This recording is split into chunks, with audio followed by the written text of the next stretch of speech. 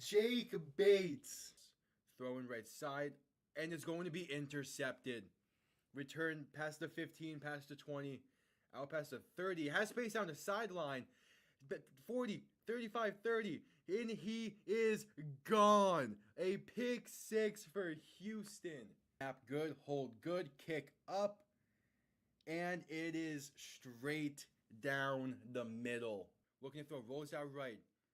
Throws end zone. Touchdown San Antonio. Cody Latimer alone in the end zone. They take a 1-point lead with 3 seconds left. 52-yarder, left hash for the win. Snap good, hold good, kick up. And it's drilled. Miami escapes week 1 with the win. Jason Sanders is looking to throw. Pass right side, wide open. Touchdown Drake London. Touchdown Drake London. Atlanta has tied this game and are an extra point away from taking the lead. Needing the 12-yard line.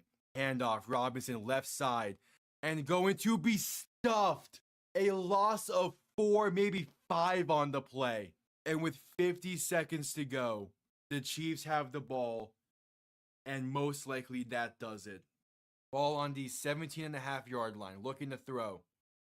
Stepping up, throwing for the end zone. And caught. Touchdown Green Bay. Dontavian Wicks. 56 seconds to play. The Packers are within 3. 6:17 to play in overtime. Tua shotgun. Back to his left. 3 receivers to the right. Bunched up. Tua to throw. Pass time. Plenty of time. Pass. End zone left side. Jonnu Smith. Touchdown Miami. They're gonna win. Let's go, baby. Here, back behind him. 3 receiving options to the left. Gonna send Smith in motion. Toss left side for Saquon Barkley. Good blocking and room to run. Pass midfield. Spinning his way.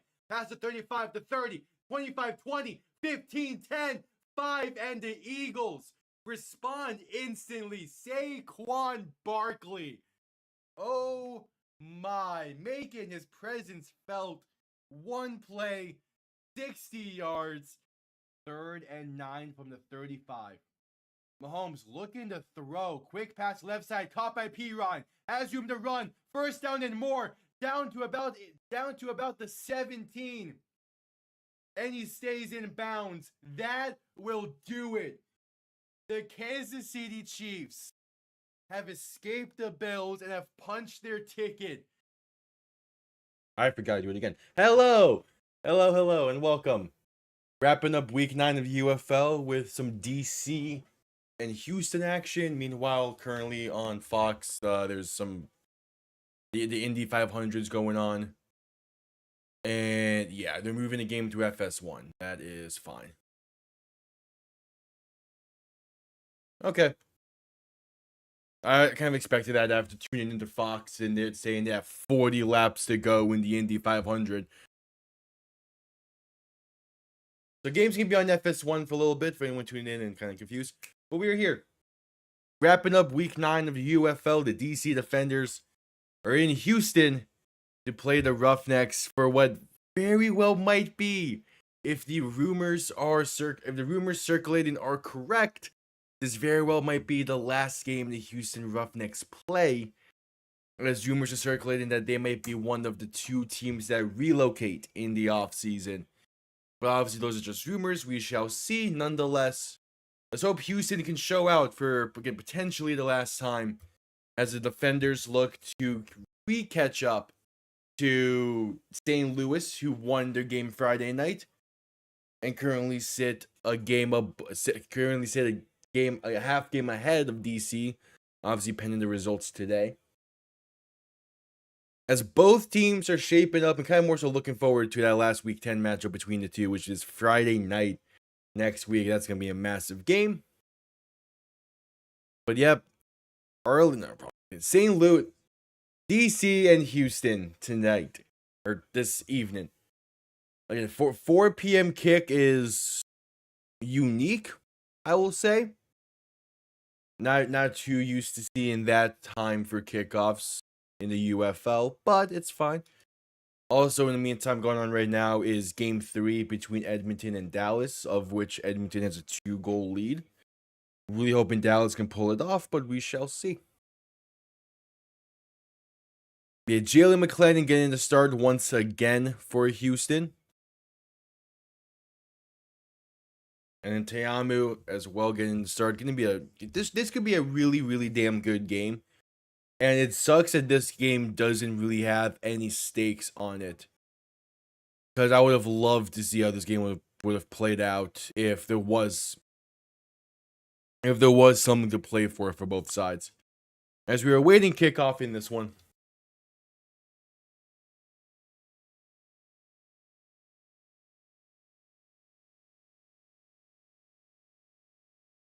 We were waiting kickoff. I got my Collinsworth in there. And we shall see. Thinking this should be a really, really damn good game.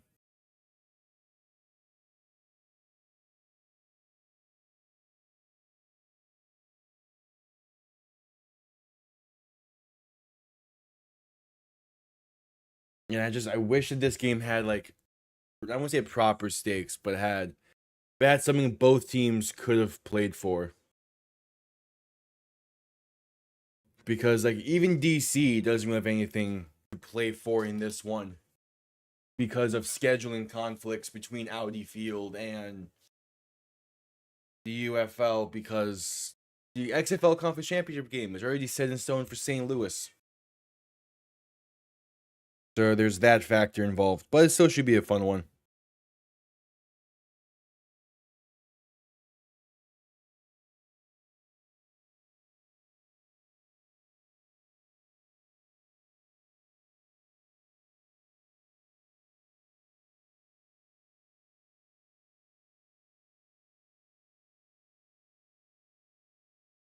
We shall see.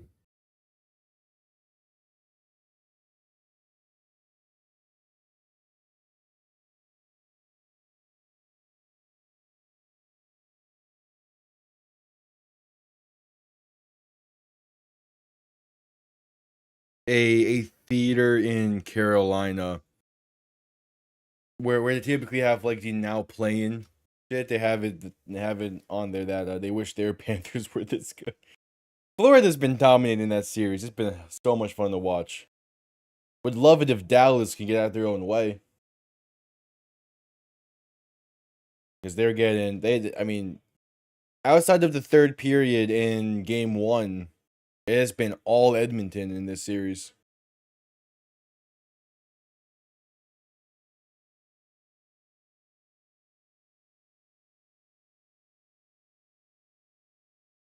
We shall see.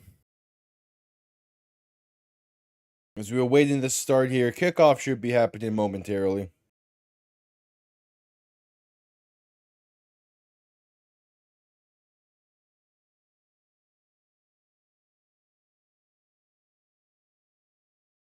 Oh, there we go.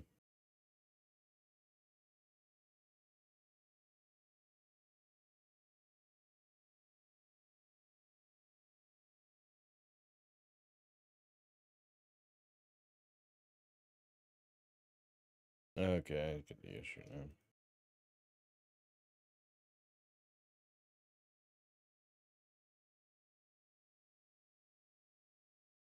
We have kickoff here underway. It's soon to be underway.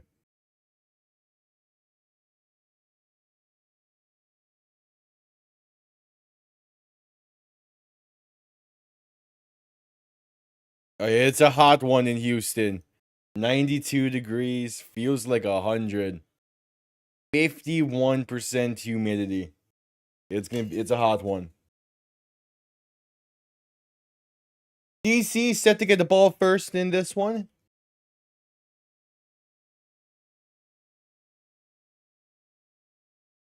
So Jordan Teamu and the defenders will be seeing the field first.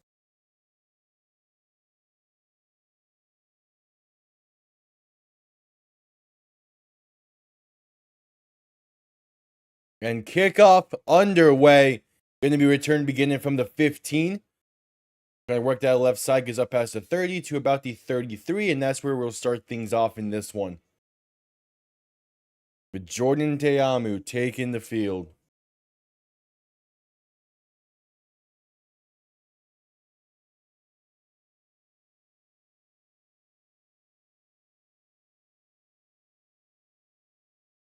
He had a great game last week against Arlington. Has been having a great season all around. Can they keep it up?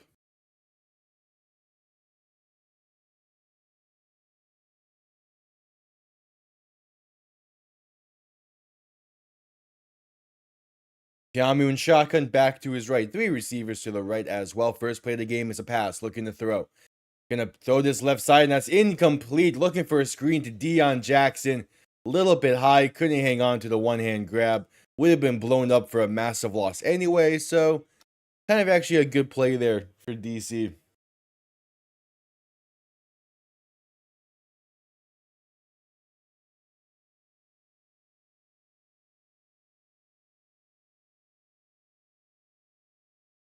Tiamu and shotgun back to his right. 3 receivers to the right as well. Gonna send one of them in motion, right to left. No, send him back towards the right side. As Tiamu's gonna hand this off up the middle for Deion Jackson. And that's a gain of 5. Up to about the 38-yard line. A third and relatively short coming up. Third and medium, we'll say. I'm not saying 3rd and 4. Yeah, it's 3rd and medium. So Tiamu and shotgun back to his right. 2 receivers to each side for this 3rd down. Still on the opening drive of the game as Tiamu will look to throw. Quick pass right side is a wide open receiver that's caught. First down and more. Pass midfield and finally brought down near the plus 48-yard line. That is Cornell Powell on the reception.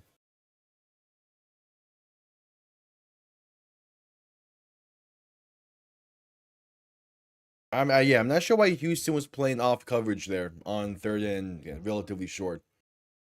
Tiamu and shotgun back to his left. 3 receivers to the left as well. Going a quick throw left side caught by Chris Rowland for a screenplay. Going to get past the 45 to the 44. Gain of 3-ish there for DC. And Chris Rowland, he's been having one hell of a year. Massive, definitely has potential to make an all-UFL team this year as a receiver. He's been fantastic for DC. Would like to see him get a shot in the NFL. But also, I would not blame him for wanting to return. Tiamu and shotgun back to his right. 3 receiving options to the right as well. And going to look to throw once again. Tiamu with time. Going to step up and pass over the middle. Wide open and dropped.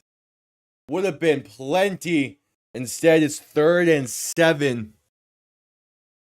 Seth Williams dropping that one over the middle. It was there. That's a great throw from Tiamu. Yeah, hits him in the chest, in between the numbers. That's what you need to catch. That's when you need to catch. You can make an argument that he kind of stopped his momentum there, but it hit him square in the chest. You got to catch that. So 3rd and 7. Tiamu to throw once again. Pass over the middle. It's caught. First down and more. Cornell Powell. The 20, 15, 10, 5. And DC scores on the opening drive. Touchdown, defenders. That's how you get the scoring started. 3 minutes into the game. I'd have the conversion tried, though. Just a slant route. That's all it is. All it is a slant, and Cornell Powell is placed beautifully, and Cornell Powell does the rest. Like, absolute beautiful throw from Tiamu with pressure in his face. And Cornell Powell.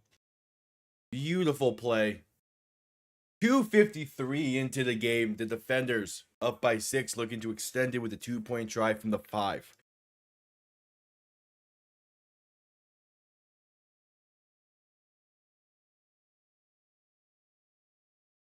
Tiamu and shotgun back to his right. 2 receivers to each side. As Tiamu will look to throw. Has time. Pass left side's picked off. Intercepted and going the other way. Jukes out Tiamu, has plenty of space. One man to beat. The 45-40, 35-30, 25-20, 15-10, and brought down inside the 5. No, stumbling his way.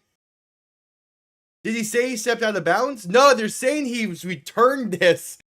It's a pick 2 for Houston. Okay. That's one way to start this game. A pick 2. All right, Marvin Moody goes the distance with it. 99 yards. Chris Rowland nearly makes the tackle alongside. Did he step out? It's close. It's Chris Rowland and Jaden Mickens who nearly prevented the pick two. As Rowland nearly caught him from behind doing his best DK Metcalf impression. Mickens made contact first from across the field. He had a great pursuit angle, but it just wasn't enough. And this game starts beautifully.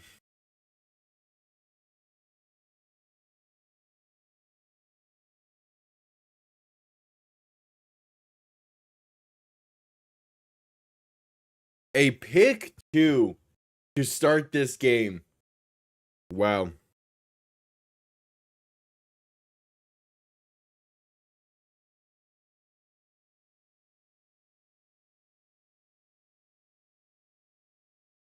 That's how you start a game. Yeah, that's simple. That's just how you start a game. I mean, again, was a 43-yard touchdown for DC, followed up by a 99-yard pick two. Beautiful. And that's the first one in UFL history as well. Kind of shocking.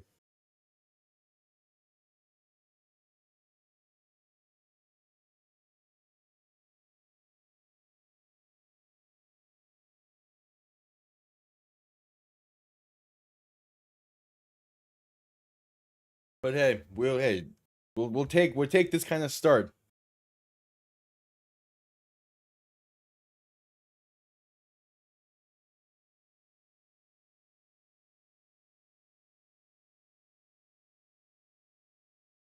Definitely take that kind of start.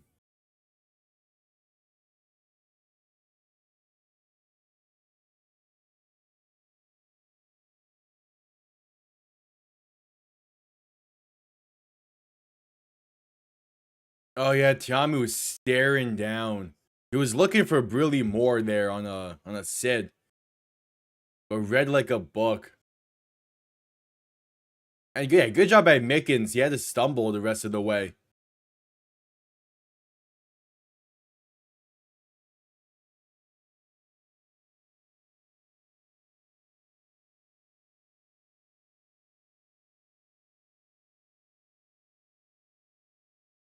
We shall see. And now we get to see Houston's offense, who is a pretty they've been a really good offense since Jalen McClellan became the starter. I want to say he became the starter. What's that? Week 6-ish.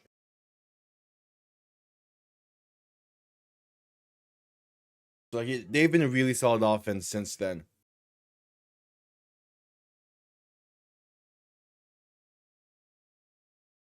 Actually, he would have gotten the start sooner, no? Week 4, maybe? Yeah. He's been a starter for them, but not really been a starter for that long. Okay. Again, he's been a really solid player for them.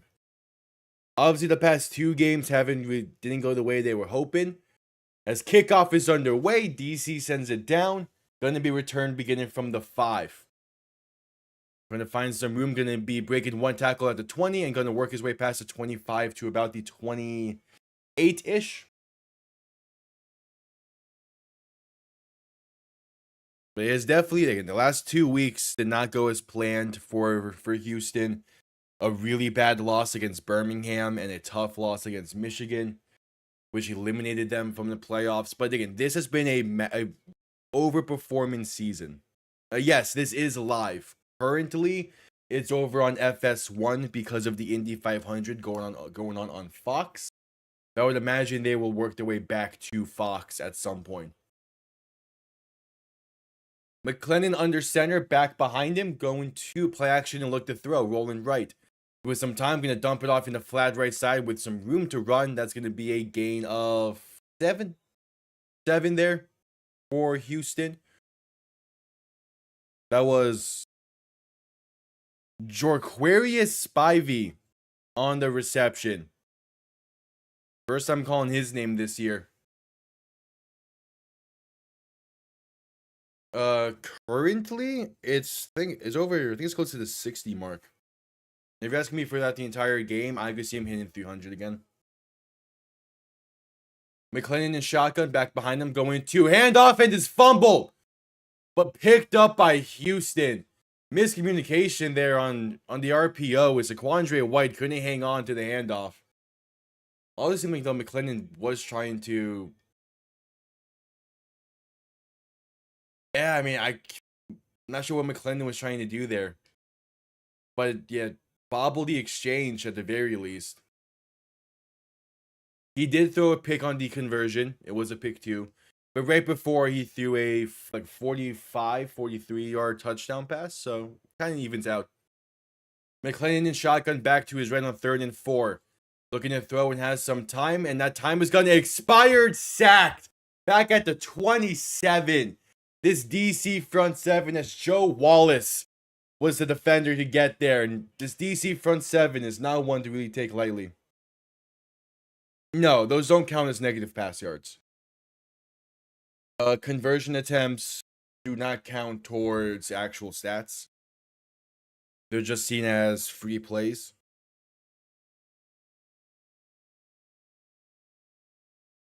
And interceptions already don't count. In general, don't count as negative pass yards. That would be funny, though, if they did. Oh, yeah, Tiamu is currently up to 61 yards on the day. I am expecting him to get over 300. No problem. A punt comes off clean, going to be returned beginning from their 25. Going to spin his way past the 35, breaking some tackles and juking people before being brought down at the 40. So DC will start from there. What has been a really solid start to this game for the defenders. And we're going to head to a commercial break. Man, I think Dallas got the wrong draw on Skinner again. He has some good shot attempts during this power play to start the second period. Just nothing going through.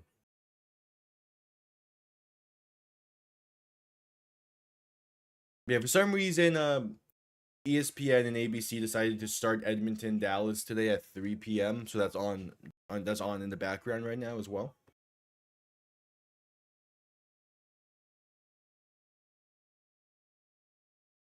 We're at a commercial break. How many more laps do we got in the Indy 500? 11. Okay. They're probably gonna be we probably gonna be on FS1 till halftime, I would assume.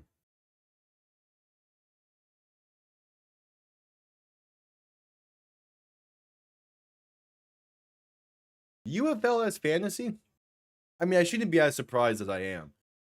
Because at the end of the day, it is so fantasy football, but that's fun. That sounds fun and chaotic all at once. Yeah, I mean, I think Tiami will play just fine today. But as much as I've liked how DC has played this year, and again, they have exceeded my expectations, their defense is still just at a point where it needs help that hopefully they'll get in the offseason. But it's just not at a point right now to handle just the massive air attack that DC is. Oh yeah, I'm sure the draft was chaotic. They might, yeah, that's a good point, because St. Louis did that with Duggan on Friday night. So they very well might. I still think he can get to close to 300 by halftime. I mean, again, Houston, they're extremely a pass-happy team, and DC's pass defense isn't what it was earlier in the season, or what it really could be. Yeah, I feel again like there is a core to this Houston team as a whole, both offense and defense, that could be really good next year if they have the right guys that stay, and if they really, I want to say find better coaching, maybe just get more consistent with it. Oh yeah, I could definitely see him getting over 193 in a half. That's kind of what Tiamu kind of sits around that point by a half anyway. Unless, of course, he just has a really uncharacteristic off day, which he can have. Back from commercial break, Tiamu and shotgun back to his right. 3 receivers to the right as well. Going to hand this off up the middle for Deion Jackson. And it's going to be only a gain of about 2. Houston's ground defense has much improved since the early parts of the season against St. Louis and Arlington. That has been a bright spot to this team.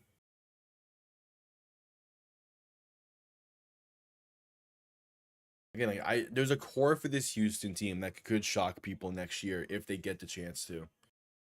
The only issue is again, they might be relocated. Tiamu and shotgun back to his right. 3 receiving options to the right as well will look to throw. Tiamu with time, pass over the middle is caught and going to be a gain of a yard, maybe 2 on the drag route. Don't love that decision to throw it there. It's Seth Williams on the reception. 8:50 to play in the first quarter. And it's a 3rd and 5 coming up for the defenders.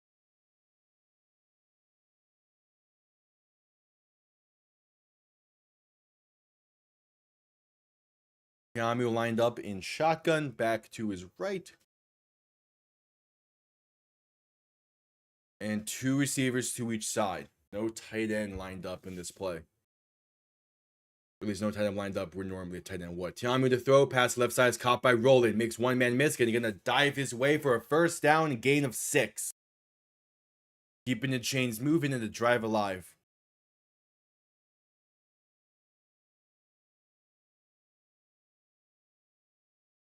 The ball past midfield now on the 48. Tiamu and shotgun back to his right. 3 receivers to the right as well. We have crossed the 8-minute mark in this first quarter. Tiamu making adjustments at the line. Going to shift the back to his left now as 5 seconds remain on the play clock. To get the snap off as Tiamu hands this off up the middle. Deion Jackson has some room and going to gain 8 on the play up to about the 45-yard line. I mean the 40-yard line. Yeah. And going up tempo, 7.5 to play in the first. Tiamu and shotgun back to his right. 2 receivers spread out to each side. Gonna shift it back to his left as Tiamu will keep it himself up the middle. Has room and going to fight his way. And Pyle gets pushed. Might say forward progress stop near the 32. Or they might give him the 30 either way as a first down carry for Jordan Tiamu. Using his legs, which is something he doesn't do a whole lot. But when he does, it can be very effective for DC.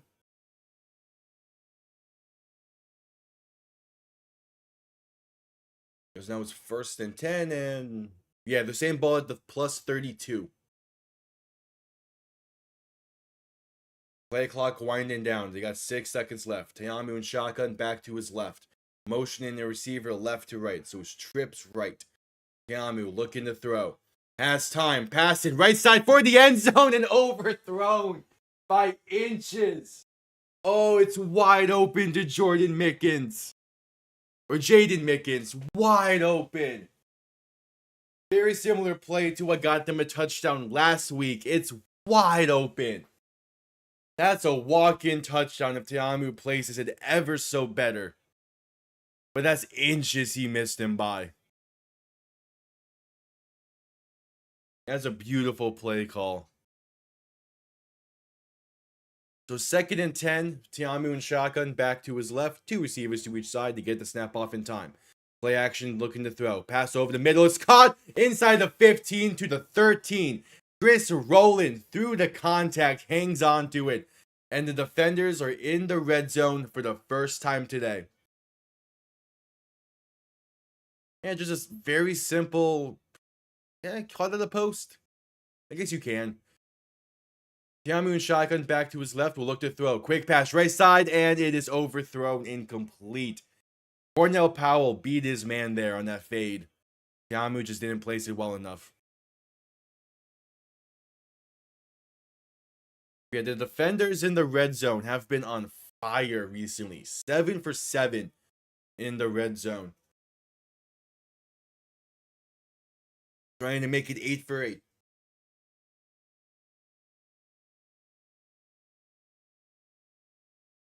Tiamu under center. Back behind him, 2 receiving options to each side with 2 tight ends lined up to the left. Play clock winding down to get the snap off. Tiamu, hand off to Abram Smith, right side. And he's going to be stood up for maybe a yard. But yeah, not a whole lot of running room going in this one so far for DC.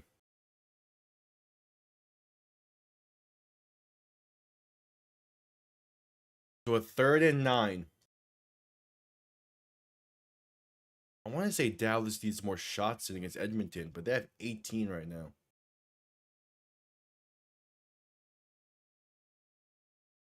All right, breaking the huddle with 10 seconds on the play clock. Gonna have to hurry up a bit here. Tiamu and shotgun back to his left. 2 receivers spread out to each side, and there's movement up front. Going to be a false start against DC. A 3rd and 14 coming up now, with 4:13 to play in the first quarter.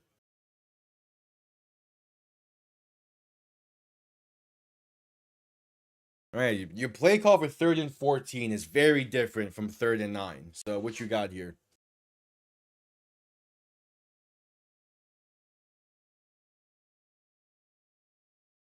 DC, they get a lot of penalties.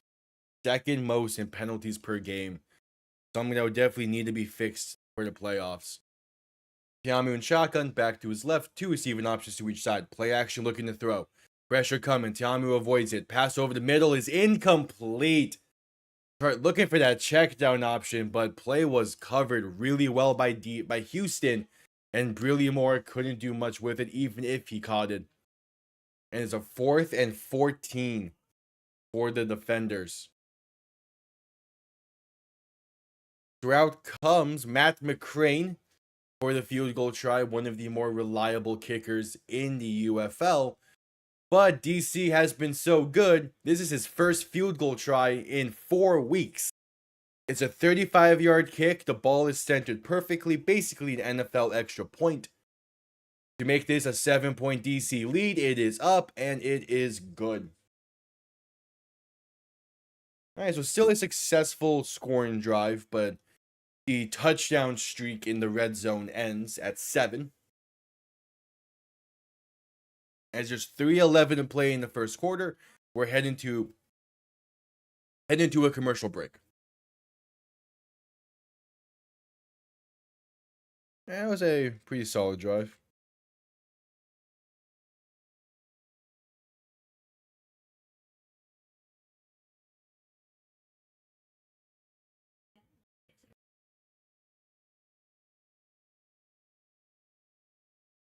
Yeah, that was Houston definitely did a solid job blocking up there, but I do think that false start killed the drive. 3rd and 9 is already really tough to convert. 3rd and 14 is even tougher, obviously. Like, teams can't do it effectively. Like, Birmingham yesterday was 11 for 13 on 3rd downs, including multiple 3rd and 10 pluses. Like, it was crazy. And that was the reason they won that game yesterday. It's because Michigan just couldn't get them off the field. What's up? What's up? And name change? Yeah, what's up? This has been a game so far. Back-to-back scoring drives for DC. The first one also had a pick 2 for Houston.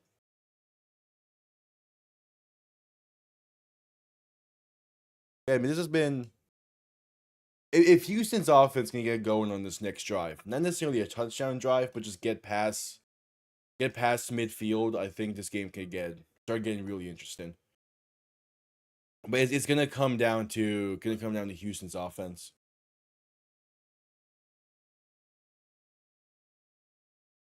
I don't know why I've never really realized this Arlington commercial that the UFL likes to show, because they're headquartered in Arlington. I mean, obviously they exist, but I've rarely see Cowboys fans who are also Rangers fans.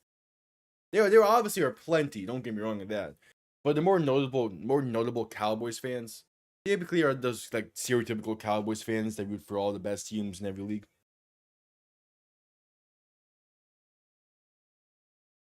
So I wish that next week had a lot. I wish that this game had stakes to it, and I wish that next game had stakes to it. But Uh, I mean, compared to like the start of the UFL season, my spring semester in college ended, so I'm back. I'm back home for the summer. Hey, Terrell Owens is there. Hell yeah.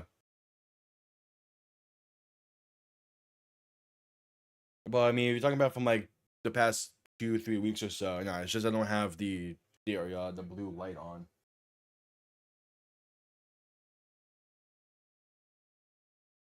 I did see that he wants to own a UFL team. The offseason is going to be very interesting for the UFL. As kickoff is underway, going to be returned from inside the 5 at about the 2 or 3.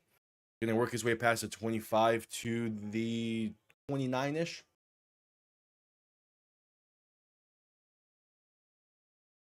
Yeah, next year is definitely going to be the biggest year, both because it has a lot of stakes into it of like league survival, but also like it very well if they handle the offseason well with expansion and relocation, they can get a massive influx of fans to these games. And plus, like they need to just promote the games better. That's been one of the bigger issues. They haven't been able to promote the games well, and they need to partner with the sports book. For as much as I don't love it, they need to. It will help out massively with getting eyes on the game. McClendon play action looking to throw. Pass over the middle is too high and incomplete.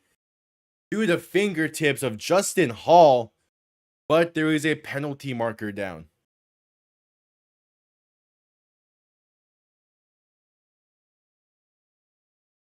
Yeah. All the reports about expansion and all that. Oh, they're calling roughing the passer on DC. Okay.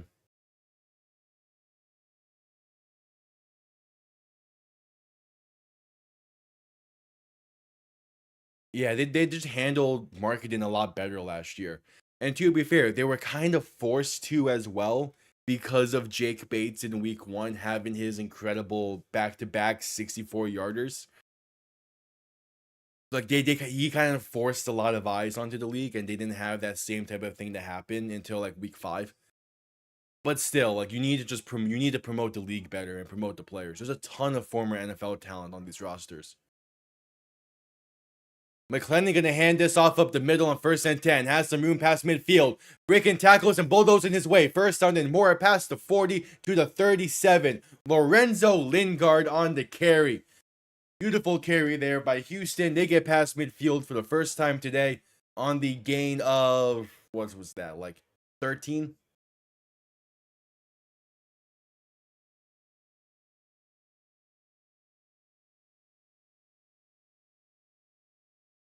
Again, it's 17. Okay. Okay, that's it. Some really nice running by Lorenzo Lingard. Yeah, ball's up to the 38. McClendon in shotgun back to his right, gonna play action and look to throw. Passing the flat is caught and has some room. First down and out of bounds near the 25. That was Cam Sutton on the reception.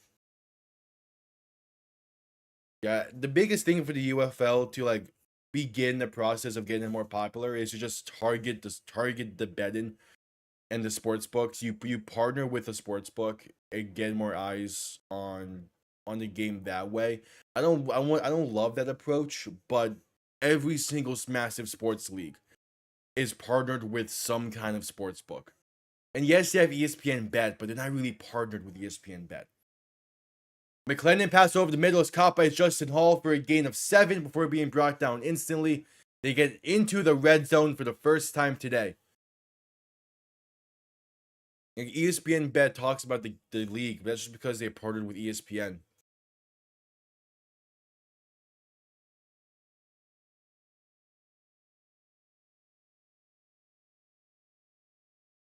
Well, they're partnered with Fox and ESPN to show their games.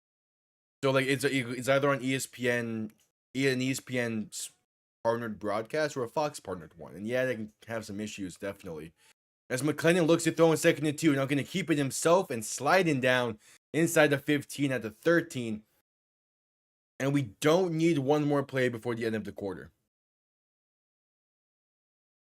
A large part as to why like it feels weird for watching the games is because like there's so much conflicts at this point in the year on ESPN mainly, but Fox as well. Because again, this time of year, you have all the horse racing, you have the Indy 500 that was today, which caused this game to be on FS1 instead of Fox Primary right now. We have all the playoffs, all the other massive events. It's just conflicts right now. So if you can get a proper station that's national broadcast consistently and make sure you're the main priority, it would definitely be a lot better. But ABC, the games on ABC do fantastic this year for ratings. So I think you want to keep the ESPN partnership. Maybe you tweak the Fox one a bit, but I'm not sure. Yeah, and then now because also the Fox stuff. And the first quarter has came to an end, by the way. We had a commercial break. 15 minutes in the books. Houston looking to bring this to a 1-point game, potentially tie the game. We'll see how they can finish this drive.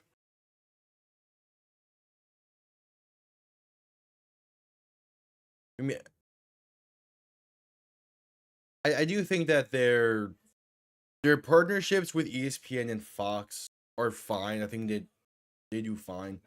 The biggest thing is that you need those you need those networks to promote the game as well. A large portion of that could just be that the UFL doesn't do a good job in promoting the game, which fair. But like, you just need to run the highlights. If you get people to realize, hey, there's some really nice plays and some really good football being played in this league, they're gonna at least tune into a game, and you have to hope that that's a good game to tune into. But besides the point.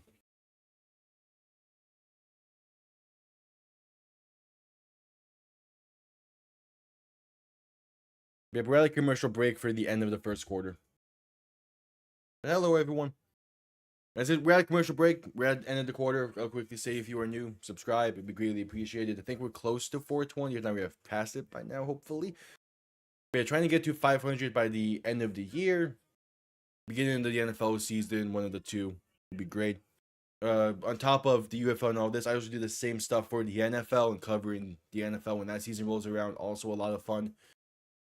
And then as soon as this season ends in the UFL, we'll be beginning the off-season coverage of the NFL, discussing what has happened in the past few months, as well as some other video essays and research videos that I like doing. So yeah, stick around. Greatly appreciated.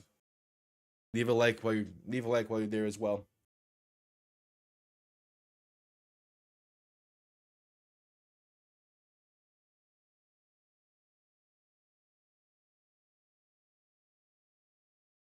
Yeah, definitely. But ESPN is terrible.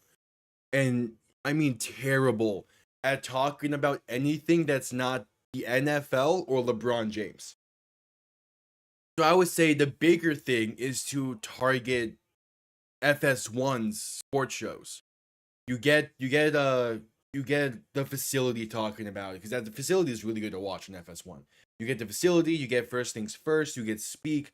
Those are where you really have the highest chances of getting them to talk about the UFL.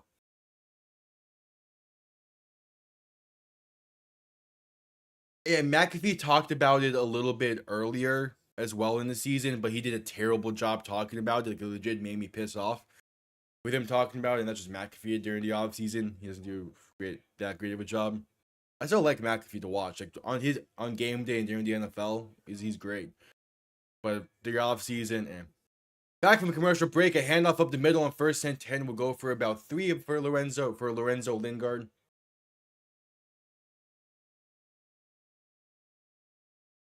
Yeah, but it's just you need to find ways to make them talk about it. I mean, when Jake Bates did his thing and make the transition to the NFL, that got them talking about it. But as a special teams player, you need a quarterback to go from starting a UFL to big time starter in the NFL. That would be the main way to get people talking about the league, because that's a position everyone would talk about.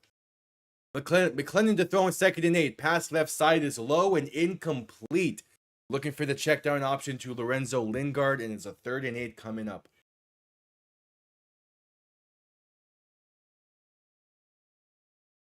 I mean, like, you have NFL guys that show up to these games and support the players and their former teammates.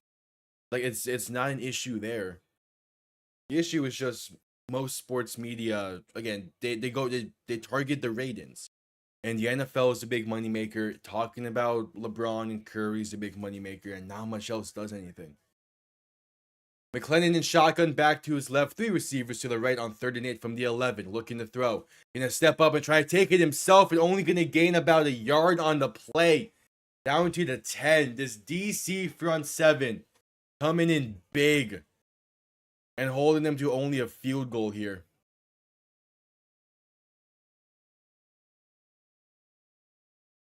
Wait.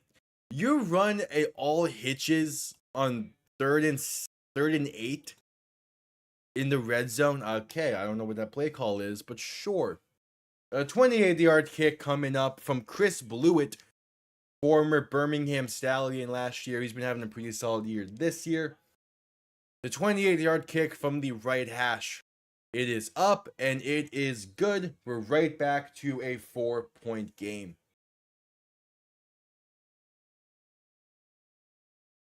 And I might make a whole video talking about what the UFL needs to do better for next year. But we'll see. Because, like, we're a week removed from the UFL having their second game averaging 1 million viewers on ABC. But the issue is ABC has massive scheduling conflicts this time of year because of the NHL and NBA playoffs.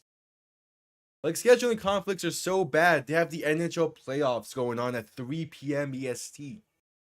It's a tough time of year.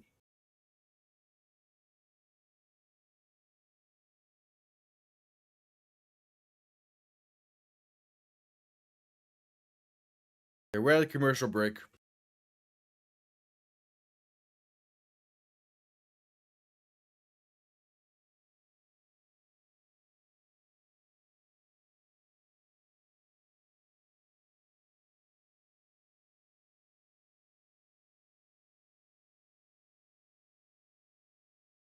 We're at a commercial break. Another part is what's going to happen this offseason with the constant rumors about expansion and relocation. I think that's going to also change the tide with the UFL. But again, that might be another video. I've already made 2 videos on UFL expansion. I'm not sure if I want to make a third. Obviously, if it happens, then I will. But I think while we're still in the speculation phase, I'm kind of done talking about UFL expansion in terms of like video form.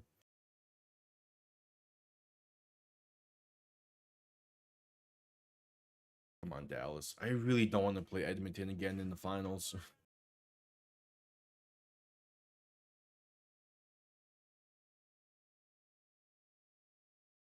They're still at commercial break.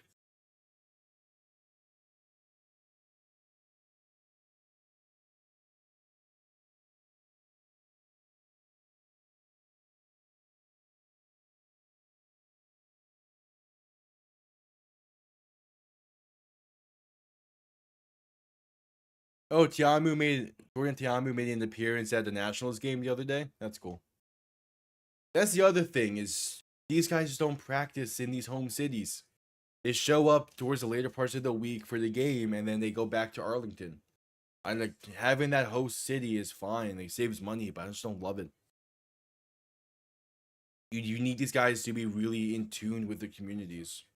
And obviously, like some teams do it better than others. DC and St. Louis are incredible in that factor. Kickoff underway, going to be returned from inside the 5 at the 3, and going to work his way to about the 26 on the return. So we'll start things off from there.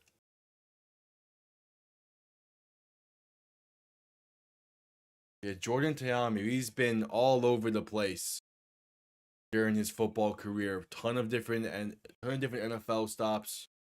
With the Tampa Bay Bandits a few years back, DC has been a solid home for him over the past few years. And he's just been a great quarterback, and we'll see how much longer he can go. But the matchups between him and Luis Perez have always been fantastic to watch. Tiamu in shotgun, back to his left. 3 receivers to the left as well. Going to hand this off right side for Deion Jackson. That's going to get blown up as Jackson tries to break through, but unable to. That's a loss of 3 or 4. as finally the Dallas Stars score. Run it up, baby.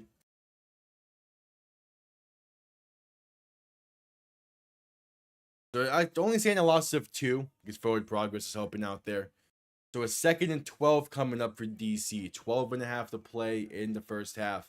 I go 5-hole on Skinner. Yeah, but those just tuning in. On top of this game, I also have the Stars Oilers game 3 on in the background. So I'm gonna be like throwing in some input about that as well occasionally during like stoppages. Yeah, that went 5-hole on Skinner. Alright. Dallas gets 1, finally. That was a stoppage here.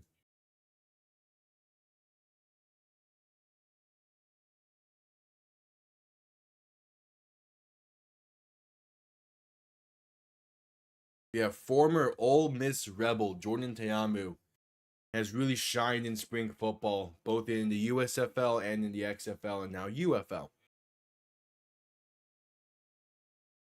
Yeah, there was a roughneck that was still to get up, I guess, and now off the field. Ta'amu and shotgun back to his left, 2 receivers to each side, a 2nd and 12 from the 24. Ta'amu will look to throw. Pass right side that's caught by Powell, going to get up to about the 29. Maybe broke free to get to the 30. But still a 3rd and medium coming up for the defenders. Yeah, set a gain of 6. So got up to the 30-yard line there.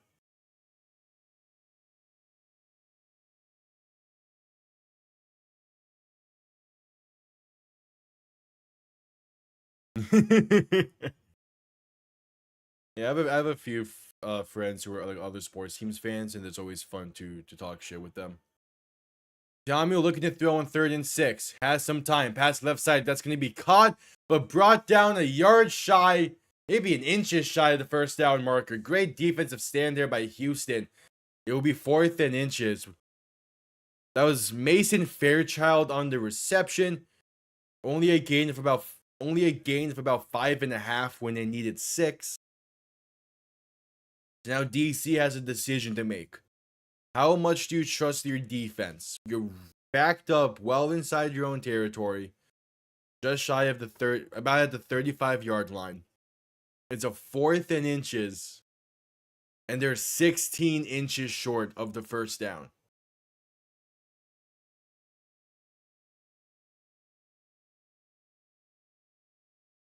What do you do here if you're DC?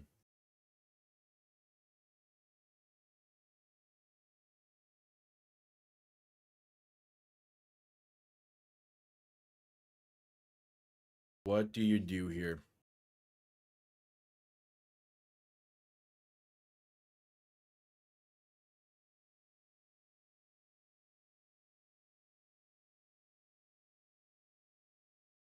All right, they're sending out the punting unit.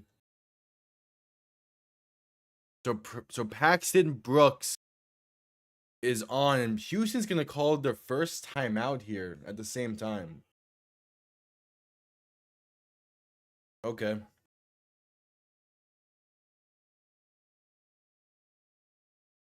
So a 3 and out forced by this. Yeah, 3 and out forced by this Houston defense. I don't know why I'm blanking there. 3 and out forced by the Houston defense, only down by 4, and a great shot here to extend this or to take the lead for the first time today. All right, punt comes off clean, going to be returned beginning from about the 21 and going to work his way to the 27. It's Justin Hall on the return.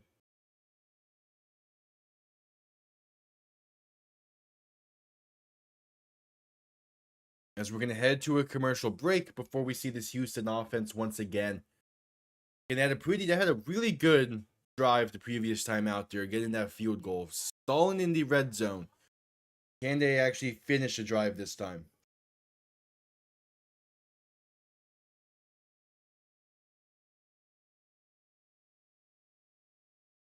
Yeah, Dallas has been destroying on the shots this period, but still down by 1.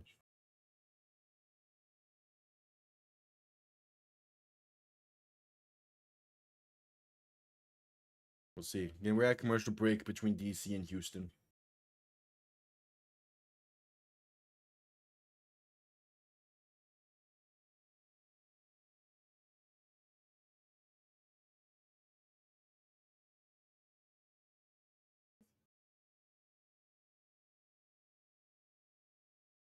We shall see.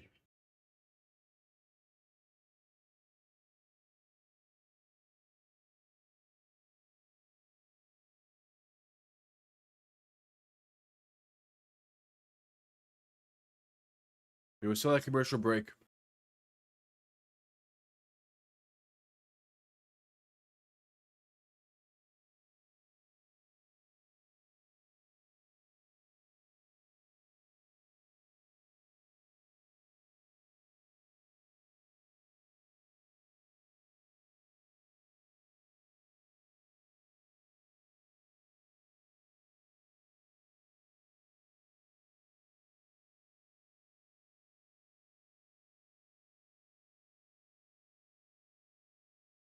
We shall see.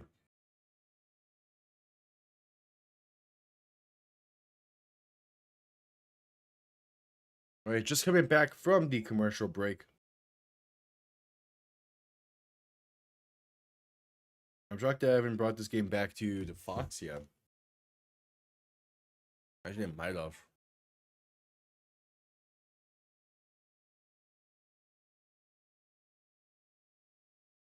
They're still doing Indy 500 stuff on Fox. Okay. Sticking to FS1.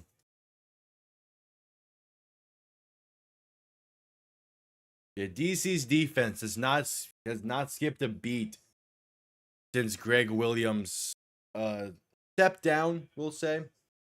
Since he stepped down earlier on in the season, I think that's the correct way to use it. But his son Blake Williams has stepped right in and done a great job for this defense. McLennan and shotgun back behind him, 3 receiving options to the left. Ball on their own 26-yard line. Gonna play action, look to throw. McLennan with time. Pass right side, well off the mark and incomplete. Talk about an airmail there. And a 2nd and 10 coming up. If Dallas can tie this game entering the 3rd, I think they're feeling fine. All right, 2nd and 10 for Houston.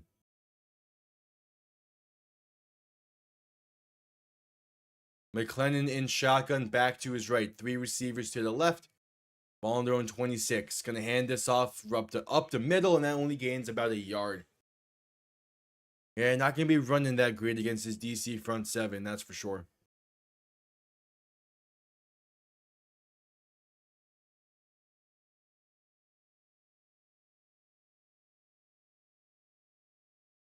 So actually, didn't even give him a yard there. It's still 3rd and 10. It'd be like 3rd and 9.5, but they're just saying 3rd and 10 either way.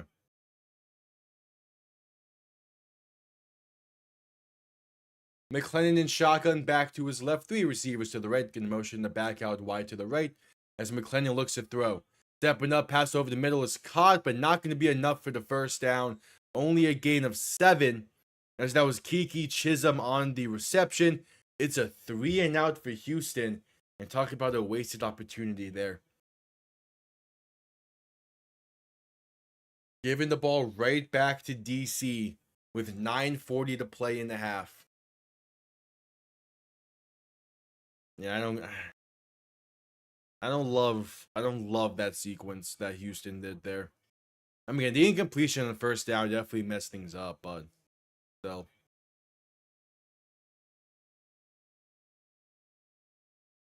I know penalty markers fly before the snap. Going to be a false start on Houston, trying to get DC to jump, but weren't able to.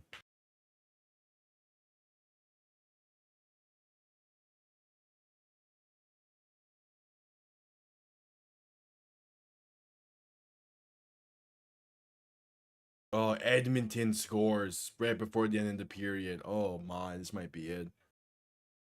Jeez, Dallas, how are you blowing another opportunity against this team? They did the same thing last year. Punt comes off clean and going to be returned beginning from the 10. Penalty marker is down. Return going to get up past the 25 and brought down near the 27. And this might be... This is some form of run-in or rough-in into the punter. And with it being a 4th and 8, it would need to be rough-in for it to be a first down for Houston.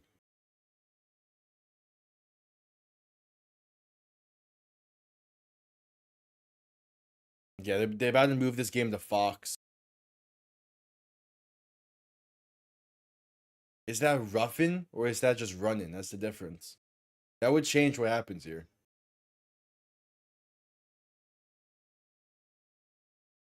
Oh no, it's holding on Houston. Never mind. Gonna add on to the end of the return. Okay, I thought for sure there was gonna be a penalty there. I guess they deemed not enough to warrant it. So 8:51 to play in the first half.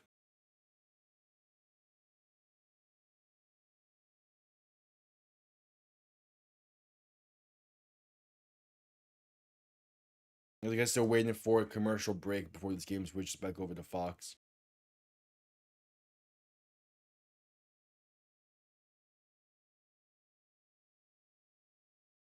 So 8:51 to play.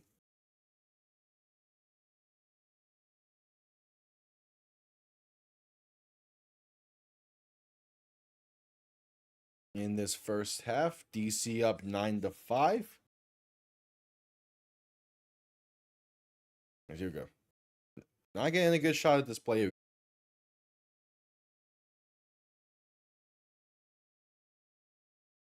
Okay, that's the first time in the setup that I dropped frames. Tiamu and shotgun back to his right. 3 receivers to the right as well. Going to hand this off once again up the middle for Deion Jackson, and that is going to be a gain of about 4 up to the 46-yard line.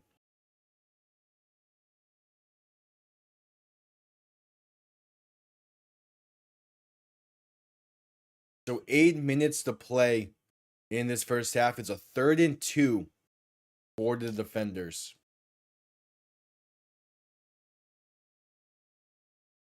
Tiamu and shotgun back to his left. Going to hand this off once again up the middle, and that's a first down carry. Gain of 2, maybe 3 for Deion Jackson, but doing just enough there to keep the chains moving.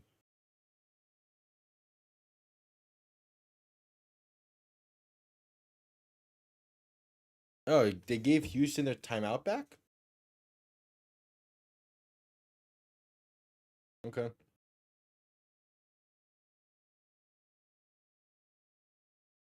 And yep, you got exactly enough needed for that first down. So it's ball on the 48-yard line of DC.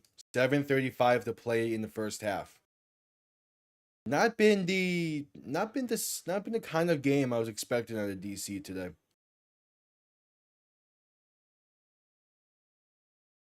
Tiamu and shotgun back to his left, 2 receivers to each side. Ball on their own 48. Tiamu play action looking to throw. Pass right side and miscommunication means that's incomplete by about 10 yards. Tiamu thought he was going to keep running. Seth Williams instead does a sit route. And it's 2nd and 10 for the defenders.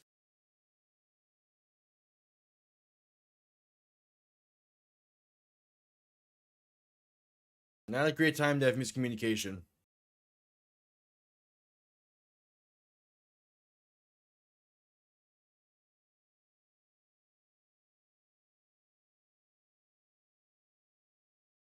Tiamu and shotgun will look to throw in 2nd and 10.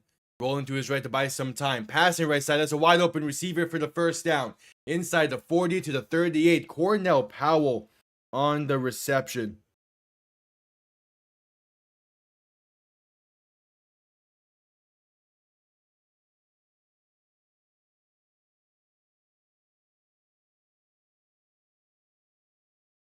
Good play by Tiamu to get out of the pocket and throw a beautiful ball on the run.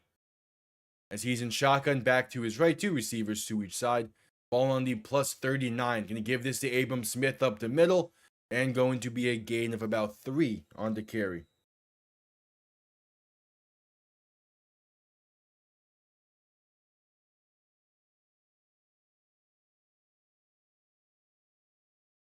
Damn, they scared of us, huh?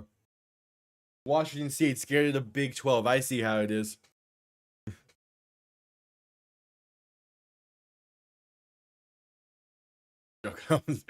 That's crazy. They play every FBS conference besides the Big 12. I mean, hey, there's still a chance to play them in like a bowl game or something, so I wouldn't fully count them out yet.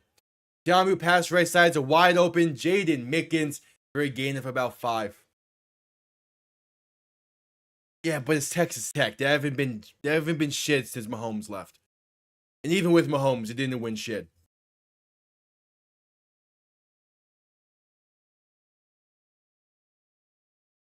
I mean, again, the highlight for Mahomes' tenure in Texas Tech was an absolute fantastic shootout against Baker in Oklahoma. So I'm pretty sure they lost. Jamu to throw on a free play. Pass it over the middle. Has the man. It's Chris Rowland and incomplete. Through nearly a fantastic grab through the contact inside the 10. Instead, on 3rd and 3, it'll be a 5-yard, tag on 5 yards to that due to an offsides on Houston. So it will be a first down nonetheless. Hey, Chris Rowland does a great job going up for that ball. Just couldn't hang on through the contact. Leon O'Neal forces it loose, but it's still a first down nonetheless. Ball now inside the 30 at the 27. Tiamu and shotgun back to his left. 2 receivers to each side. Looking to throw past left side. That's caught and going to be a first down. And a gain of 12. But ball comes loose. Picked up by Houston. It's Leon O'Neal going the other way. Hurdling and out of bounds. Now, was he down by contact? That's Javon Antonio on the reception and then on the fumble. As it stands, this Houston ball and would be a massive play by this defense. But was he down first? They're seemingly heading to a commercial break. Was he down? It's going to be close.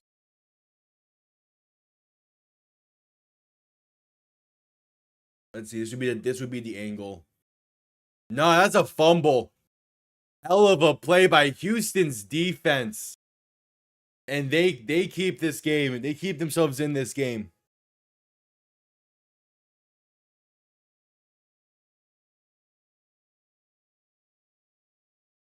I mean, Washington State is trying to figure out what their conference is going to look like alongside Oregon State. So we'll see. But it's just a case of like, I like it. Like, more teams should do that. More colleges should play the other FBS schools. Yeah, I know that the Pac-12 is adding schools. I mean, they added Gonzaga for everything but football. They added like San Diego State, Fresno State, Colorado State. I want to say Boise State. There's one more I think I'm missing. I know they're in talks to add a few others. But they're also at the same time like they're like a school or two away from being like considered a proper conference again. So that's a good thing.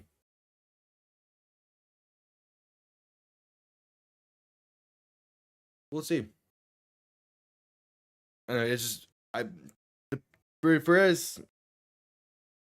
as weird as the Pac-12 was towards its later years, it was still like fun football to watch. It's a shame that they couldn't. A shame that they couldn't last in that way.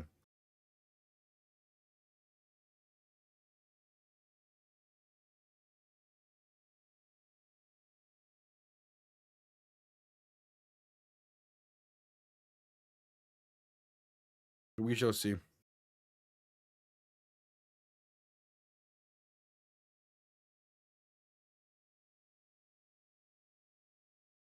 I don't want Edmonton.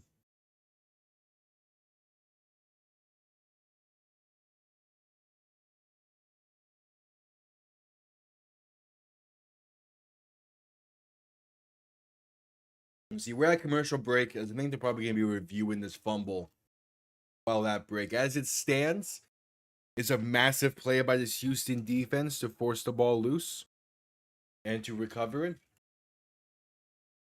We'll see if it stands though. It's gonna be close.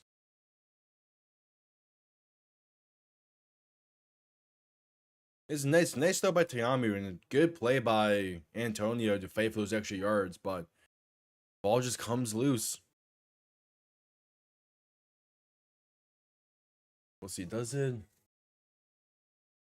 Yeah, that's a fumble. That's a great play by Houston. Dude, that was Rashad Williams to force that loose, and Leon O'Neal returns it for about 20-ish yards.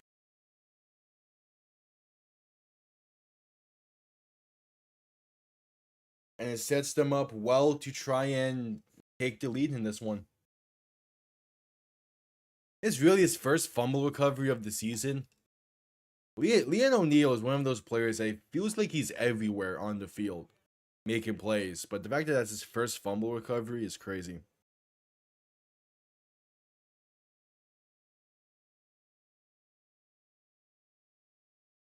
Yeah, so Houston on offense now. McClendon alone in shotgun. 3 receivers to the right, 2 to the left. Quick throw right side. Going to be a loss of 3 back to the 30. That screenplay for Justin Hall goes nowhere.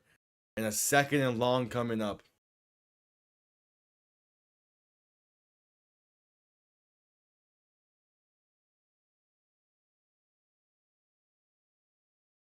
So a 2nd and 13 coming up. McClendon alone in shotgun once again. 3 receivers to the left, 2 to the right. Bobble the snap and looking to throw. Pass over the middle is incomplete. Nearly picked off. Looking for Justin Hall once again. But just nothing going this Houston offense way today. I mean, yeah, kind of throws it late. Because of the bobbled snap, he kind of throws it late. If he throws it earlier, Hall has some room to run. But at the end of the day, I don't think it would have mattered really. Once again, alone in shotgun is McClendon. 3 receivers to the left. Looking to throw once again. I'm going to roll to his left to buy some time. Pass cross body is incomplete. Looking for Kiki Chisholm. What is this Houston offense on right now? Shane Simon with the pass breakup. That's just not the throw to make there. You don't throw a drag route on 3rd and 13. Yeah, nothing's open, but you play the back shoulder game. This is a 3 and out once again for Houston. Hunt gonna come off clean, and DC, thanks to their defense, avoids what could have been a massive change of events. Roland gonna work his way past to about the 24, barely to the 20, just about to the 25.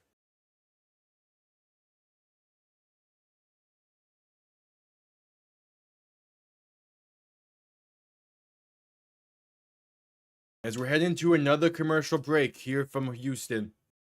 I don't get those sequence of play calls. I mean, a screen to Justin Hall that goes nowhere. Like you throw the slant late to Justin Hall, but still don't think anything would have happened out of that. And then just another weird throw decision. McClendon's off his game today. That's the best way to put this.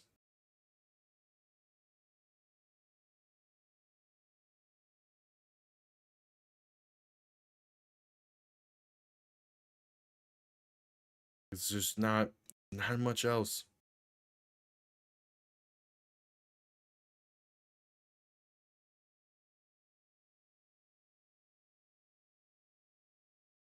We'll see, obviously. We'll see, but it's been a weird offensive showing from Houston today.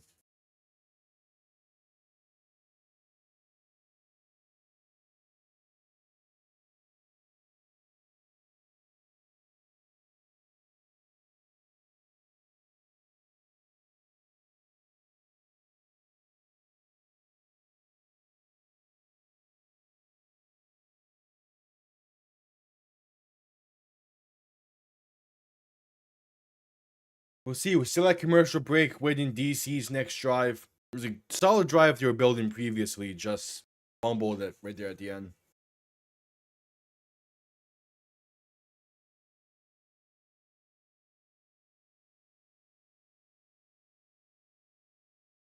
We'll see.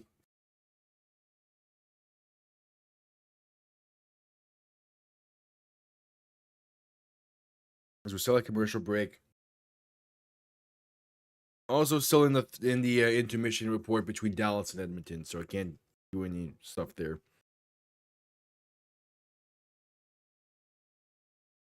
There you go. Just exited commercial break.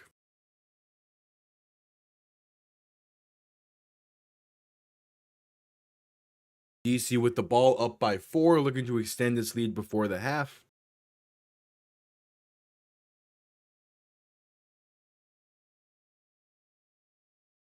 Yeah, the MVP race. At this point, it's pretty much down to Bryce Perkins and Jordan Ta'amu. We'll say Perkins has not played the last 2 weeks, and Michigan has still been playing really well. So we'll see. I do still think it leans Bryce Perkins for what he has done for this Michigan team this year, but we'll see. 2:46 to play in this first half. Ta'amu and shotgun back to his right, 3 receivers to the left, ball in the 25 looking to throw. Ta'amu with time, pass right side that's caught, and going to be Cornell Powell for a gain of about 7 with a penalty marker down. Are they saying Powell pushed off here? Or pushed off here?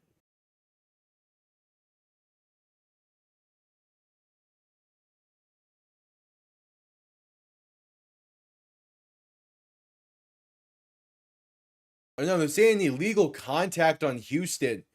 Will attack on to the end of that play and a first down for DC. Alright, they're calling that on Jaquan Shepard. And there's 2.5 to play in this first half. We're going to need one more play before the 2-minute warning. As this game has been all DC so far. Ta'amu under center, back behind him. 2 receiving options to each side. And we're having a stoppage as there's 4 seconds left on the play clock.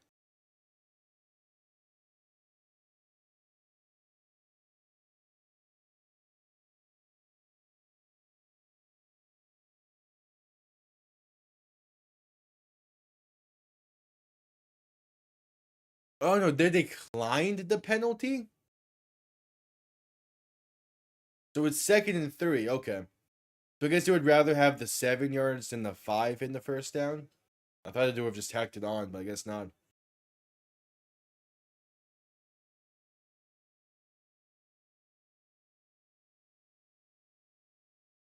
So 2:17 to play in the first half.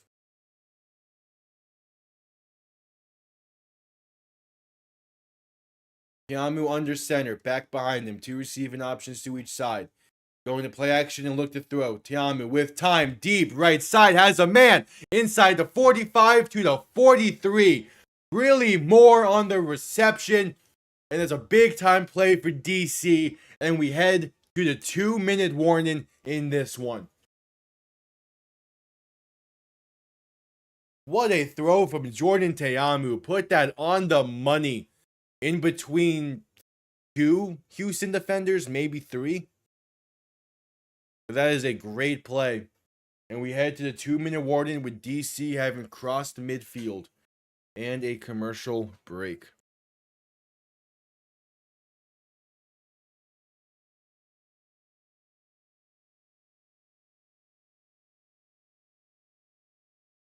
As the third period is underway between Dallas and Edmonton.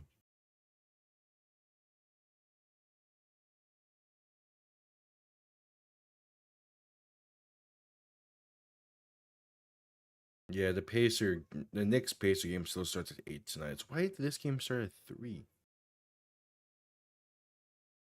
Whatever.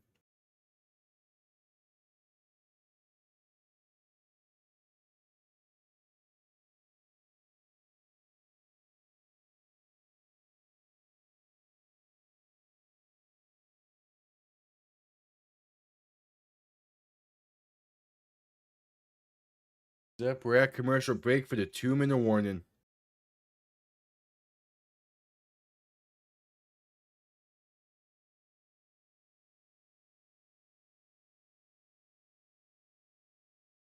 Two minutes to play.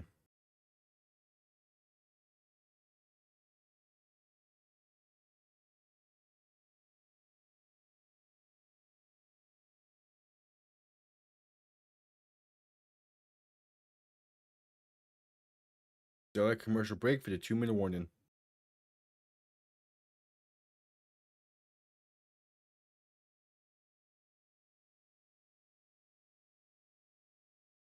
Come on, Dallas. I mean, if they're going down 2-1 in the series, isn't the end of the world, but really nice if y'all can steal one in Edmonton. Again, I would, as a Florida Panthers fan, I would rather play Dallas than Edmonton.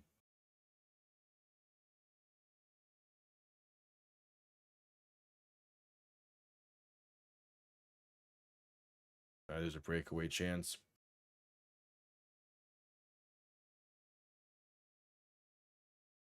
All right, back from the commercial break. 2 minutes to play in the first half. Tiamu and shotgun back to his left. Two receiving options to each side. Gonna look to throw.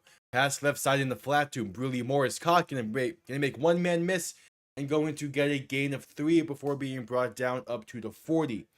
Clock continues to tick. 147, 146, 145 to play in this one. Actually ruling it a gain of 4, so it's 2nd and 6 for the defenders.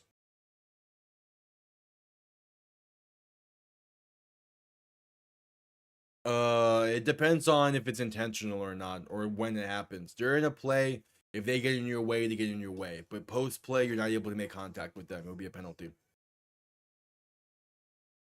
Jamu to throw in 2nd and 6. Pass left side, going for it.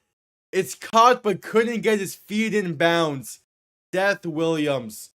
A great catch, but a great play as well by the Houston defender to make sure he doesn't get his feet in. That was Rashad Williams, who forced the fumble on the previous drive.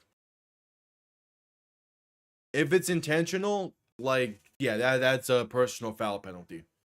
No, even if it's not intentional, the Bears got screwed by that against Pittsburgh a few years ago, where a ref intentionally hit a player after a play, and the player still got penalized. It was dumb. Yamu to throw on 3rd and 6. Has time. Pass right side is just too high and incomplete. Looking for Cornell Powell through his fingertips. And it's a 4th and 6. The defenders have a choice to make. They're not quite in field goal range yet.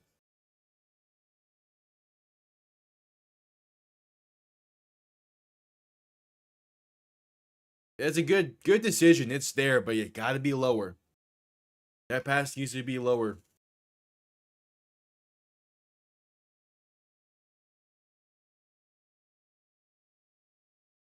So out comes the punting unit. Gonna give Houston a shot here to take the lead before the half, with Houston getting ball to begin the second half. Punt comes off clean. Gonna be fair caught at the 11, maybe 12.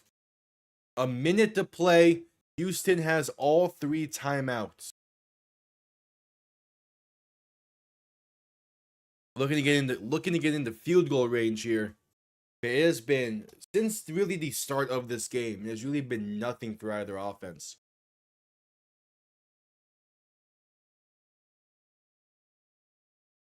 So again, go Knicks tonight. Just don't get swept. I think that's the motto right now that New York fans have.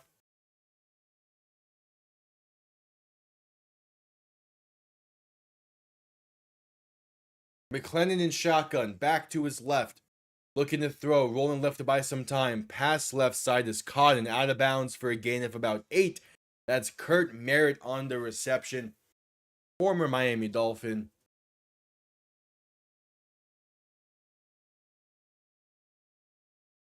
I'm trying to go up tempo here. The clock is stopped due to him getting out of bounds. How did Dallas not score there? McLennan to throw in 2nd and 2. Pass left side is caught for the first down and then some to Justin Hall. Down to about the 28, maybe 29. 50 seconds left in the half. Now you have to go a little bit more hurry up. Clock is going to start to run soon. Still have all 3 timeouts. Breakaway chance for Edmonton scores. McLennan alone in shotgun. 3 receivers to the right, 2 to the left. Looking to throw. Pass over the middle is caught. Justin Hall breaks 1 tackle and room to run to the 48. 37 seconds now. Call timeout. I would say call timeout. About the same as the NFL, I would say. And yeah, Houston calls their first time out. They have like 2 different segments for halftime, and then like obviously the 3 commercials or however many. Yeah, I would say about the same.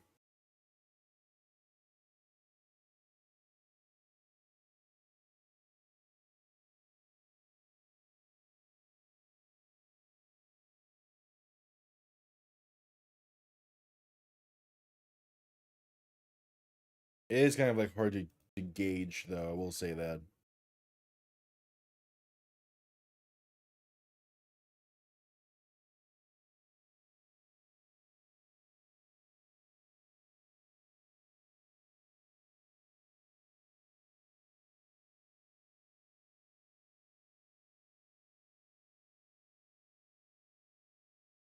All right, so ball in their own 47.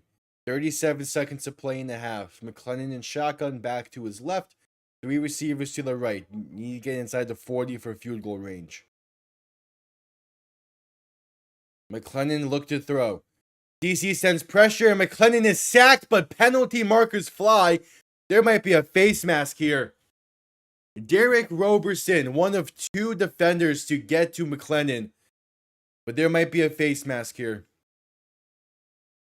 And yep, it's a face mask on Houston.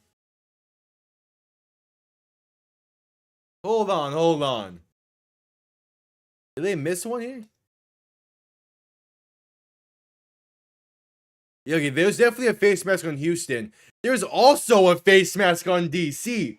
These should cancel out. They missed one on DC. Yeah, Derek Roberson also gets the face mask. Obviously, he doesn't. Argument if that really made an impact on the play. So maybe.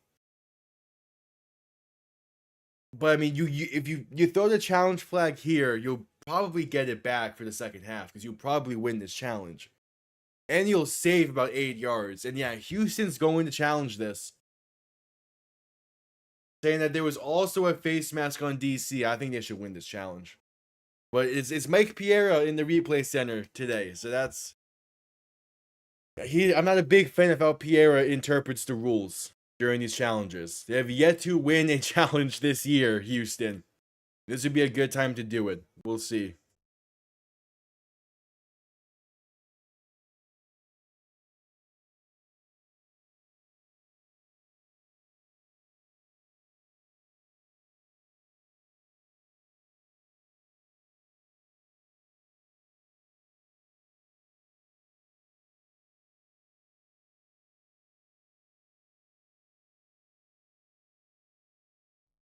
All right, Mike Pierre is saying that they are going to win this challenge like they should. So they're going to offset the penalties. Going to replay the first down as there was face mask on both Houston and DC. So Houston does a good job there. They win the challenge, get saved a little bit.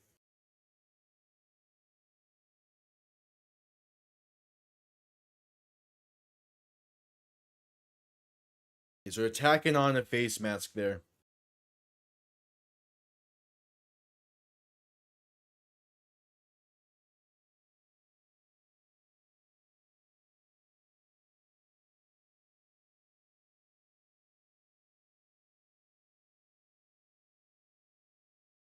So first and 10, 33 seconds to play, ball in their own 47. McLennan in shotgun back to his left, 3 receivers to the right. Quick pass over the middle is caught inside the 40 to the 37. There's the play they needed. Emmanuel Butler on the reception. Under 30 seconds to play now. First and 10. They get into field goal range and call their second timeout. Yes, Houston gets ball to begin the second half. So that's why, like, even if just a field goal on this drive is big for Houston. You get it to that 1-point game. And you're feeling fine. Like, their defense has been playing well for the most part against DC today. A pretty solid bend don't break style.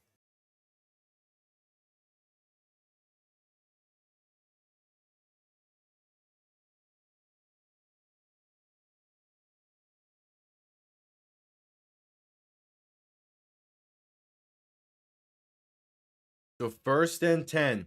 McClendon in shotgun back to his left. 3 receiving options to the right. Ball on the 37-yard line. Looking to throw once again. McClendon rolling to his right to buy some time. Passing right side. That's caught. Inside the 20. And going to be brought down. What's that? At the 17-ish. Justin Hall on the reception. 22 seconds. Maybe to get in the end zone here before the half now. Same ball in the 18. McClendon in shotgun back to his right. 3 receivers to the left. 18 yards out. McClendon to throw once again. Pump faking. Rolling left. Has some time. Looking. Going to keep it himself and get out of bounds inside the 15 at the 14. Maybe the 13. 16 seconds left in the half. You have a timeout remaining. You can work the entire field trying to get into the end zone before the half. So you're gonna say to the 14 is a 2nd and 6 coming up.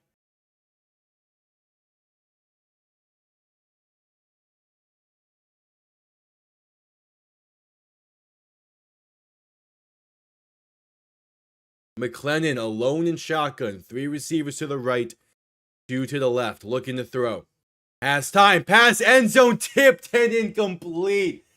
100% should have been picked off there. But luckily, it goes through the hands of Micah Baskerville. Micah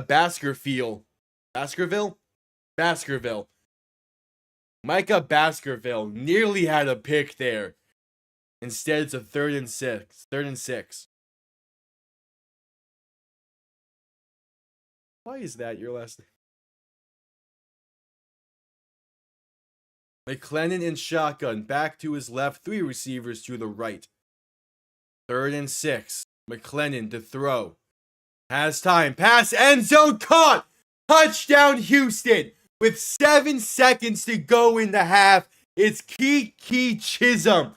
And the Roughnecks take the lead. I gave those points to Houston to DC by mistake. There we go. A 2-point lead with 7 seconds to play. Their defense did a great job to give them a 1:07 to play before the half. And Jalen McClendon leads them on an 80-plus yard drive. And now they're going to go for the 1-point try from the 2 to try and make this a 3-point lead entering the half. McClendon in shotgun back behind him. 2 receiving options to each side. And there's a penalty marker that flies before the snap. It will be delay of game on Houston. So now the 1-point try from the 7.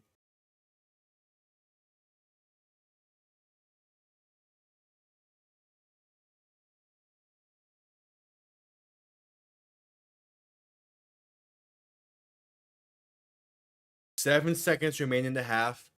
We saw in the St. Louis San Antonio game that all you need is like 10 seconds in the half to be able to work. McClendon will look to throw, pass, end zone, incomplete, and overthrow. Just a throwaway. There is a penalty marker down though. We'll see what this is. But if DC can get a really nice return here before the half, obviously stuff can go down. It's going to be an illegal man downfield on Houston, which is declined. So it remains a 2-point Houston lead with 7 seconds to play in the half. So DC still technically has a shot, depending on what their return is. But that's a great throw, a great catch for Houston on the touchdown play. Placed beautifully by McClendon, caught a great catch by Kiki Chisholm. And they have a 2-point lead.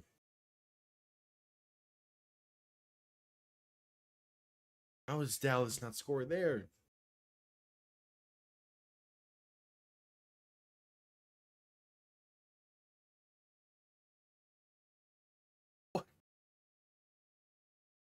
Okay, I might need to stop watching this game.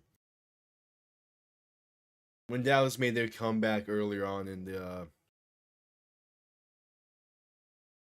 game 1, I wasn't watching it, so I might have to turn that off. Kickoff underway. Going to be returned beginning from, going to fair catch this at about the 7, maybe the 8. So it worked. So what, she's going to need this to halftime then? And I would have gone for a return there.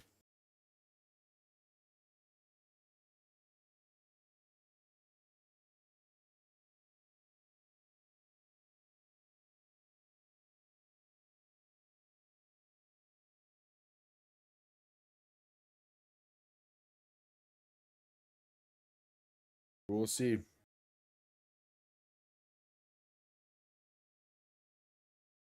And yep, they're just going to need this one to halftime. 1/2 of play in the books. And Houston with the 2-point lead. And they get ball to begin the half with a chance to double up. They have played this game as close to perfect so far as you could have asked of them. But we have entered halftime.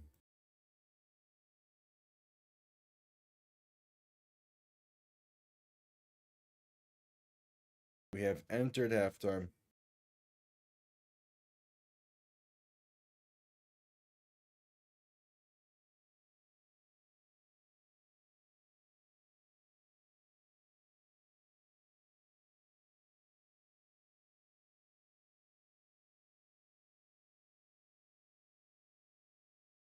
We shall see.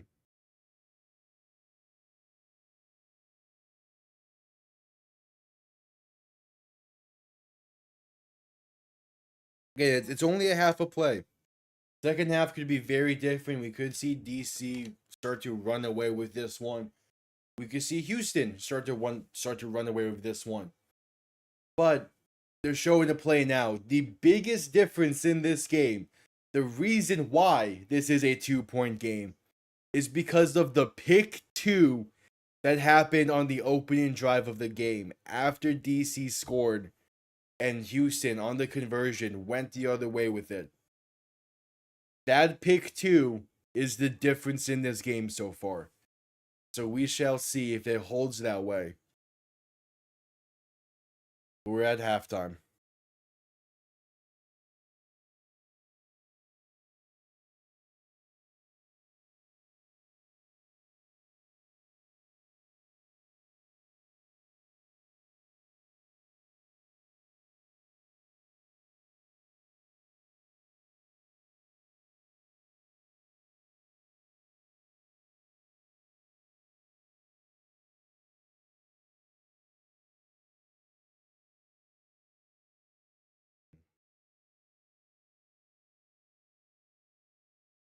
Give me one sec.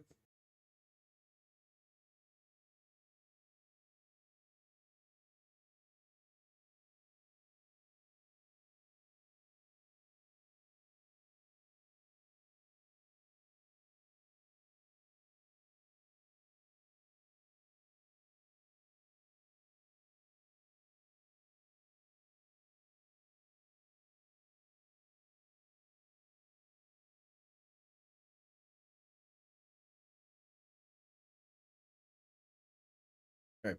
Yeah, we're at halftime. Commercial break and all that, you know.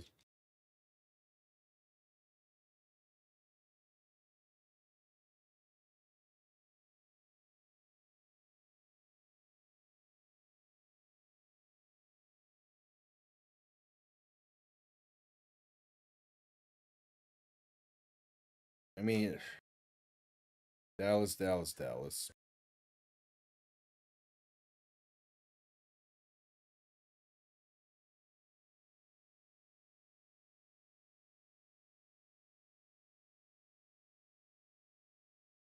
We shall see.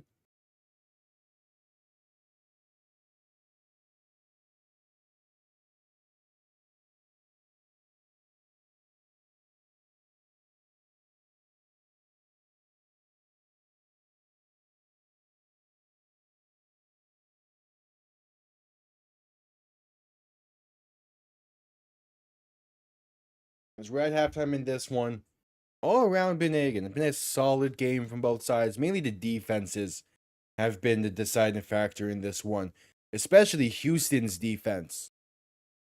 both the fumble they forced, not on DC's last shot before the half, but the second to last. That fumble they forced, and the pick 2 on the open-end conversion attempt of the game.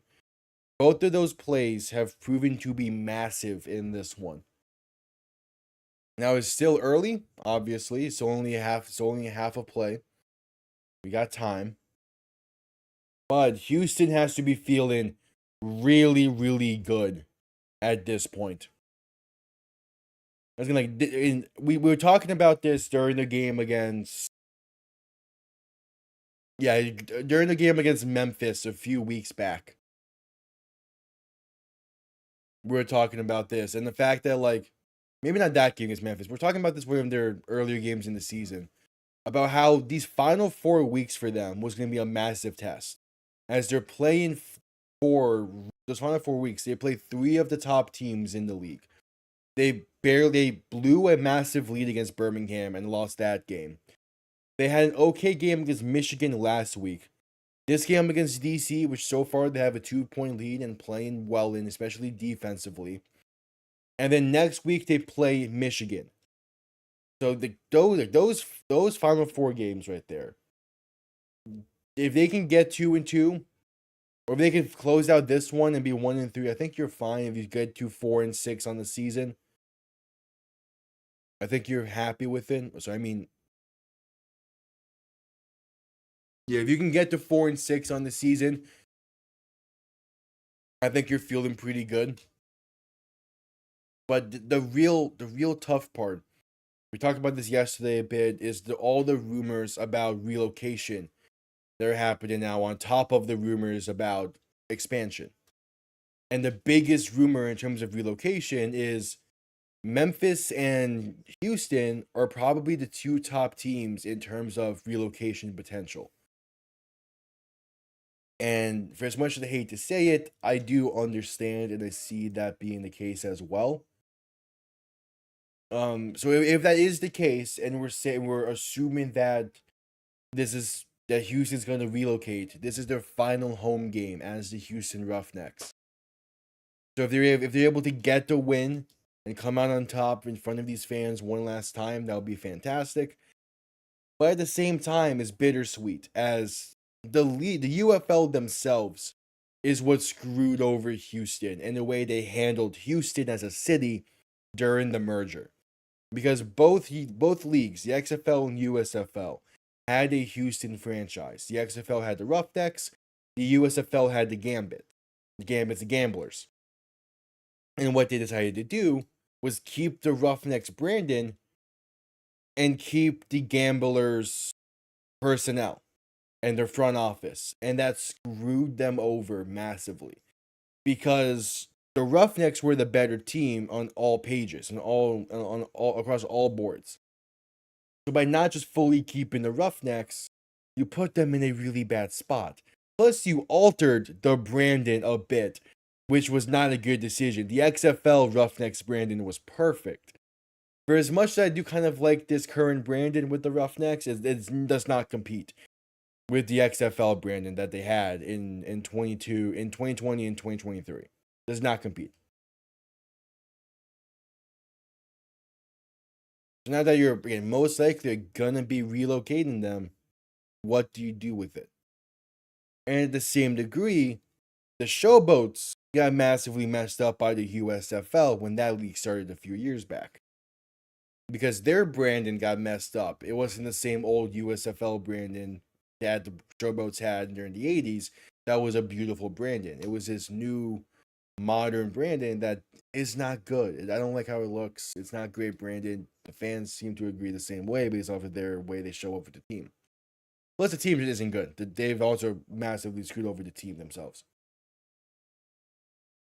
And like when you're in this stage of a league, branding matters. That's why we've seen Arlington move away from their primary logo and go to their alternate bandit head logo, which is beautiful. It's the one I use for my graphics. The one I used last year for my graphics. It's beautiful.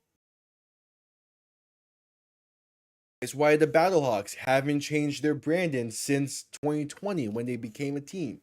because it's a beautiful branding and it works really well. It's why Birmingham has had, maybe not, it's why Birmingham gets a pretty solid attendance. Their branding is beautiful. I love that logo. I love the uniform options. Michigan, I'm 50-50 on, but I'm starting to come around towards their uniforms and whatnot. I don't like their logo. It's too much going on with it, but it's fine. Really, the only team where it feels like they're gonna be here to stay that I don't like their branding is the Brahmas. Again, all of that's for a completely different video that I can go a lot more in depth on stuff with.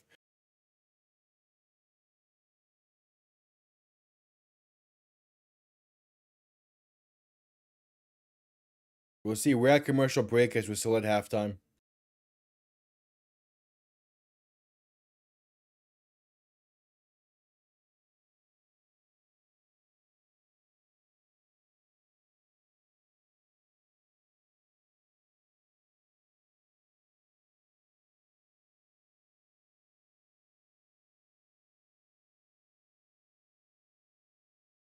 We shall see.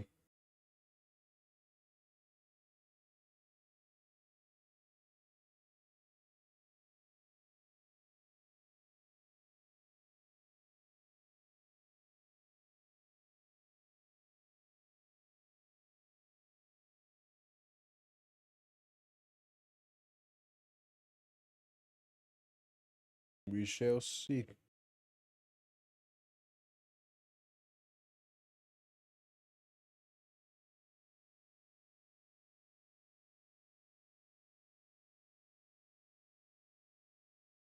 Still at commercial break.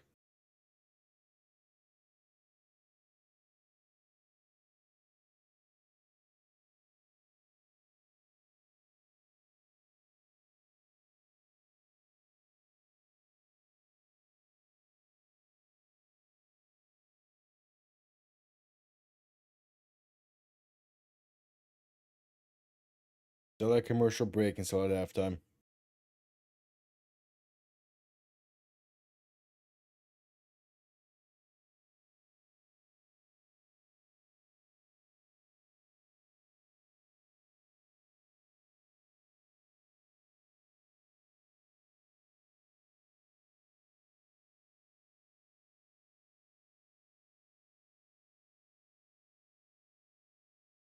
We're getting a look inside the locker rooms for the half, as well as look inside sidelines. One thing I love about the UFL is the transparency on every phase of the game.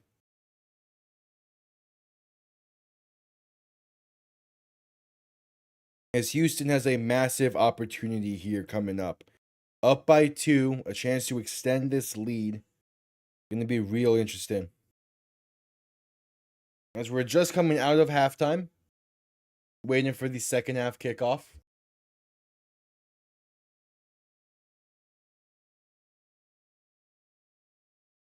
We shall see.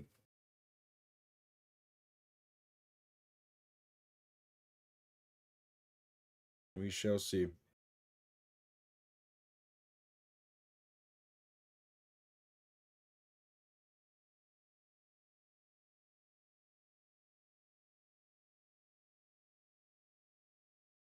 We shall see.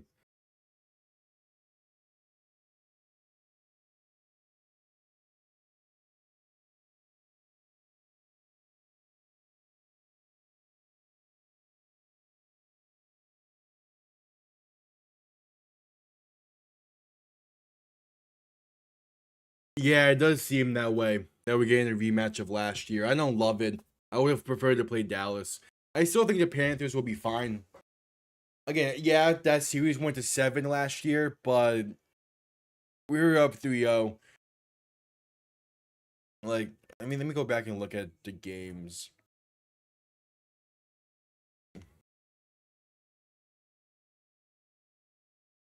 Yeah, let me look at this.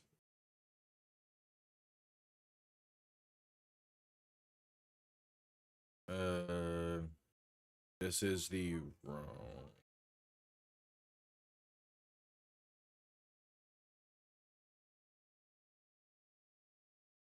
Okay, here we go. So yeah, I mean, during Edmonton's 3-game stretch where they evened up the series again, really the closest one would have been Game 5, but besides that, they did kind of dominate. I don't think that matters as much as people will think. I mean, Florida has been dominant on the road this year in the playoffs so far. Like they take their game to another level on the road this year. They have not cared. Pretty much every series they've had borderline home ice. I mean, yeah, they make an argument for that Toronto series that they didn't, but at the same time, we won Game 5 and stole home ice. Like, Florida does not care if they're playing on the road. Again, their power play has been so much better on the road than at home these playoffs. It's been crazy. Kickoff underway, can return this up the middle, has some room on the left side. Breaks one tackle, breaks a second, and steps out of bounds. A fantastic return nonetheless, past midfield to about the 40. And that's how you start a half for Houston. And Panthers don't care. I don't think there's going to be... stepped out of bounds actually more so near the 47. But still a great return past midfield.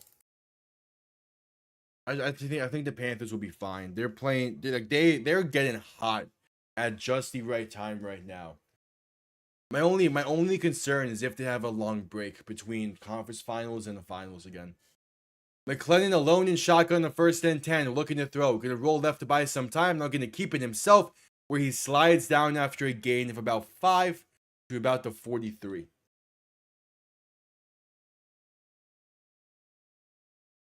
I wouldn't say Panthers in 4. It's gonna be a really hard fought series. And hell, I don't want to rule out Dallas just yet either. It's just 2-1. If Dallas can win the game in Edmonton and go back to home ice, I think they still can do it. McLennan in shotgun with 3 receivers to the right, gonna keep it himself up the middle, and that's a close to a first down carry. It might be enough for a first down on 2nd and 6. It's close. We'll see.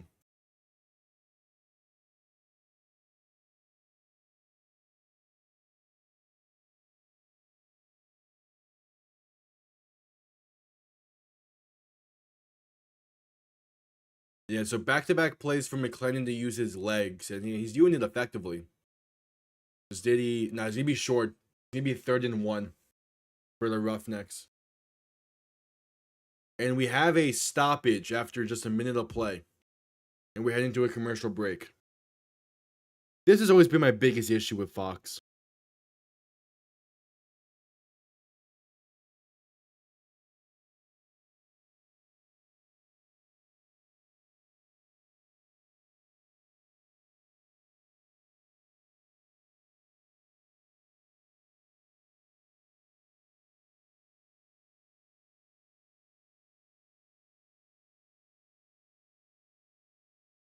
We shall see. Already back to a commercial break.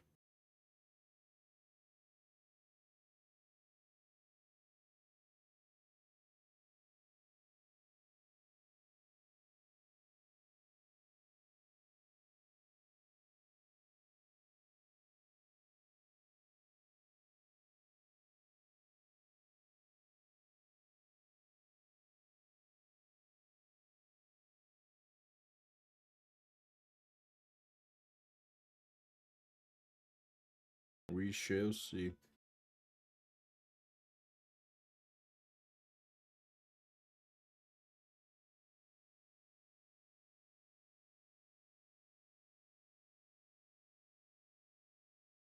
Yeah, but still at commercial break, there was a stoppage on there was a stoppage after the second play of the drive, second play of the half. With 14 minutes to go in the 3rd quarter, there was a stoppage, and we're at a commercial break. Not sure what the stoppage was for, but we were at some kind of stoppage.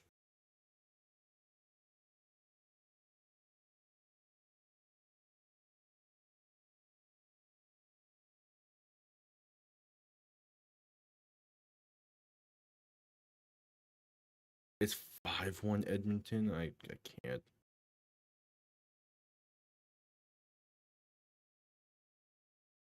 All right, it's just coming back from the commercial break.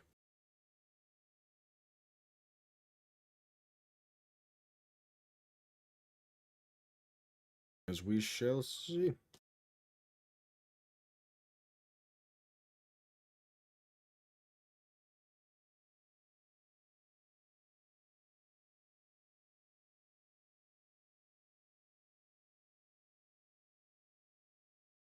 All right, Derek Robison's on the sideline. I guess he was the one who was down after that. It's 3rd and 1 for Houston. McClellan in shotgun, back behind him. Receiver sent in motion left to right, so there's trips right on 3rd and 1. 3rd and inches, basically. McClellan throw right side for a screen is caught by Hall. First down and more to about the 31-yard line. Yeah, that was not a great throw by McClellan, but Hall catches it by the fingertips and able to keep the drive moving. That's a gutsy play call. That screenplay has not worked most of the game, but it did when it needed to most. At least so far. The 1st and 10, McClellan to throw once again. This is caught by Cam Sutton over the middle for a gain of about 5 or 6. Up to the 25, 26-yard line. We're going to say gain of 6 up to the 25. So McClellan in shotgun back to his left. 2 receiving options to each side. 2nd and 4. Sending the receiver in motion right to left as McClellan going to pass this left side in the flat. Going to be Justin Hall for only a gain of a yard. Not much going on that one.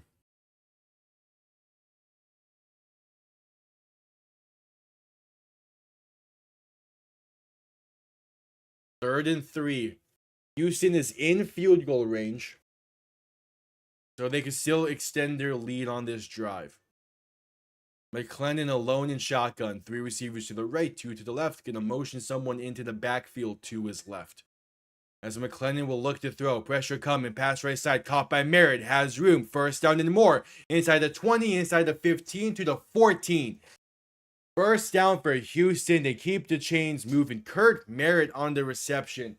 Former Miami Dolphin was. It's that time of day now. We gotta go like this. 1st and 10. McClellan in shotgun back to his right. 3 receivers to the left. 1st and 10. Going to hand this off left side and has some room. Gonna fight his way into the 10 and get stood up there. For a gain of 4, and that's Zaquandre White on the carry. 2nd down coming up for Houston.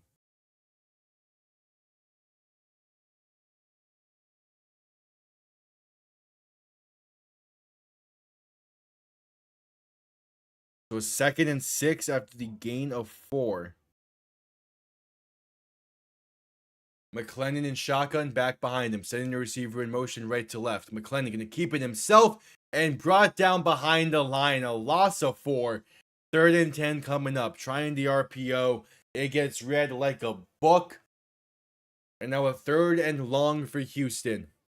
I only said a loss of 3. Got lucky there.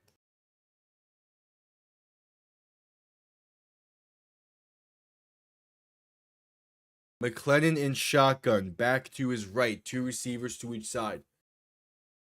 Ball in the 13. A first down is the 4-yard line. McClellan to throw. Has time, pass right side, caught by Chisholm. Has room to run, cuts inside, and he gets in! Touchdown Houston! They make it a 7-point lead.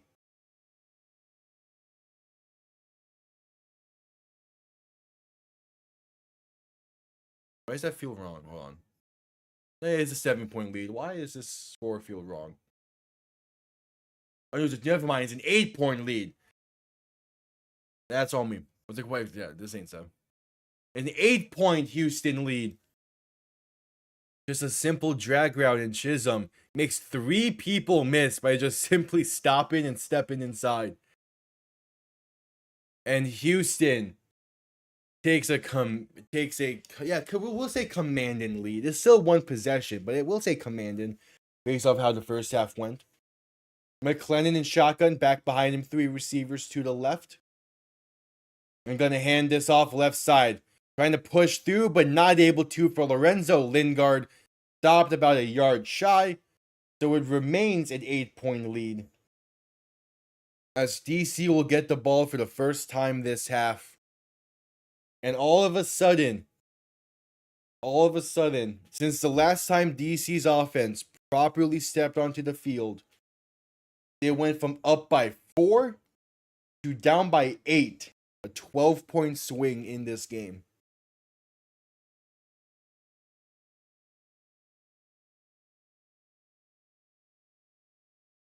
We shall see.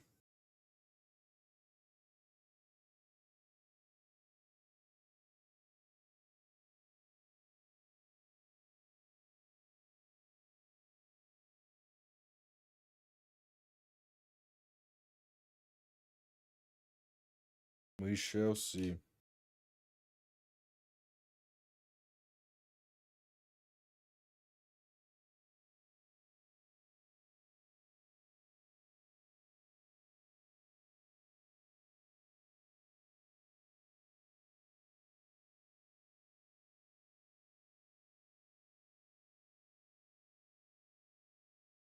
As we're at commercial break after the 14-yard touchdown pass from Jalen McClellan to Kiki Chisholm.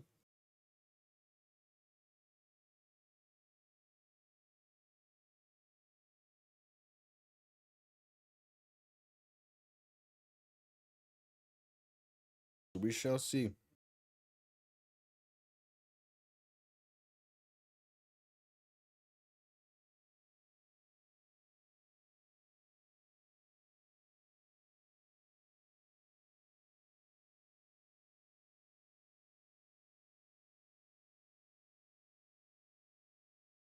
Yeah, we're at a commercial break right now.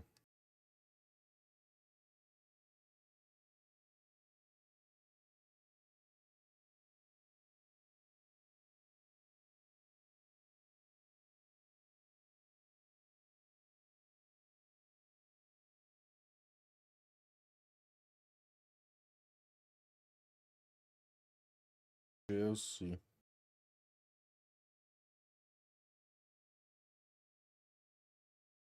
All right, just coming back from the commercial break, waiting for Houston to send this one down.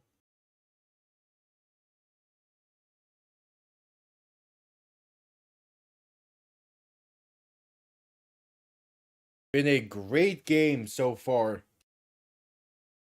And Houston again, a 12-point swing in the middle 8 of this game. Been playing really, really well, both offensive and defensively. Time to see what the defense can do in the second half. As kickoff is underway, going to be returned from inside the 10 and working his way past the 25 to the 26 before being brought down. So 10.5 to play in the third quarter. Out comes Jordan Teyamu and this DC offense looking to potentially tie the game on this drive. They could take the lead. I'm sorry, what? Never mind. Teyamu, after one half of play, has been benched. Trying to save him, trying to rest him up for the playoffs, it seems. So it's Mike Del... I no idea how to pronounce this dude's last name. It's Mike DeLeo in for the game for DC. He's in shotgun, going to hand us off up the middle for Abram Smith, and that's a gain of 3. So St. Louis did this same strategy last week, on Friday, where they played a half of play, they played a half of ball, then they benched Duggan in order to make sure he's rested. Maybe not for the playoffs, but 100% for next week. As next week is massive between DC and St. Louis to kick off week 10. So in shotgun, gonna back to his right, looking to throw. Passing over the middle, that's caught. What a catch. Inside the 45 to the 47. That's Chris Rowland, who's a little slow to get up after that one as well. I mean, if Rowland is down, that's a tough loss for this offense. He's been a fantastic player this year. Also, in the meantime, let me look up how to pronounce this dude's name. I should have done this. Was not expecting the name to actually get.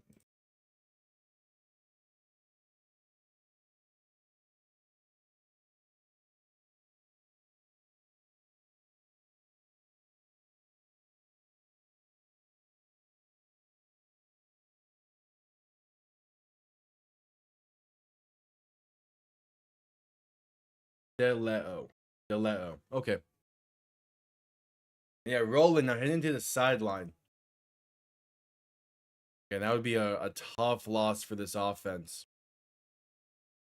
Deleo in shotgun back to his left. 3 receivers to the left as well. Quick pass left side for a screen is caught by Jaden Mickens. Pass midfield to the 47. Deleo. Okay, Mike Deleo. And they're interviewing Terrell Owens on the sideline right now.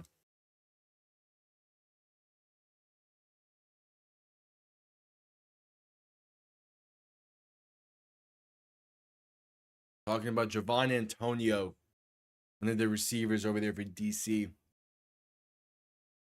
Deleo in shotgun back to his left. 3 receivers to the right for 2nd and 5.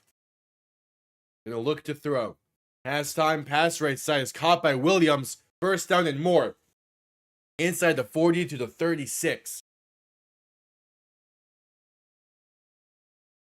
8.5 to play in the third quarter. It's 1st and 10. Was the other factor that goes into all of this is one that again, DC and St. Louis plays each other next week, so it doesn't really matter to battle for the 1 seed in this week. The other thing is the game's already gonna be played in St. Louis, and that's locked up, so not really a point in battling for a playoff seeding. As a handoff to Abram Smith, will get inside the 30 to about the 28. Some good running there by Abram Smith. Yeah, the weird thing is with the playoffs this year is both Ford Field and Audi Field have scheduling conflicts for the playoffs, so they're not going to be able to be used, and thus Birmingham and St. Louis, no matter what happens these final 2 weeks, are hosting the playoffs, which sucks, but that's just the nature of things. DeLeo and shotgun back to his left, going to keeping himself up the middle and going to lose about a yard on the play. Not much going there for what seemed to be an RPO. But yeah, not much going. Under 7.5 to play in this one.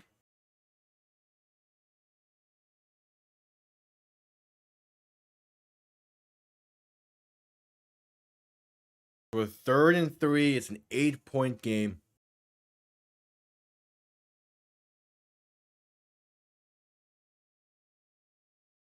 So we shall see. DeLeo and shotgun back behind him. Now moving under center as a quick pass right side to Roland is caught for the first down, a gain of about 4 up to the 25. Good to see Chris Rowland back on the field for DC in a massive part of this offense.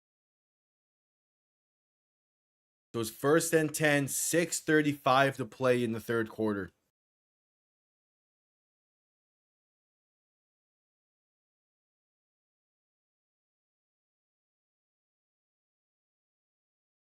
DeLeo and shotgun back to his left. 3 receivers to the left as well.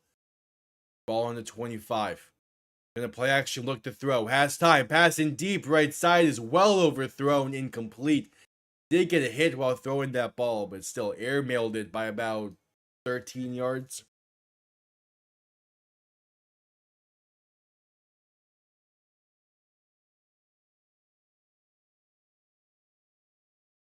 A Houston player goes high on him, but misses because he was already going low due to getting hit. I mean, that was not a great play.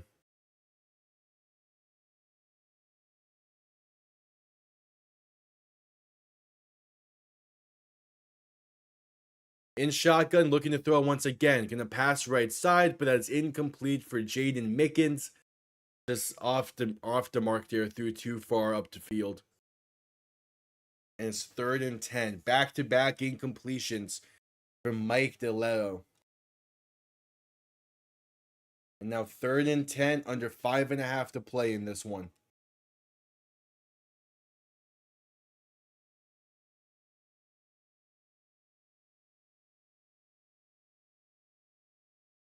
In shotgun, a back to each side. 3rd and 10 from the 25. They get the snap off in time, and there's now a stoppage before the snap. DC will call a timeout, despite the fact they got the snap off in time. DC calls their first timeout.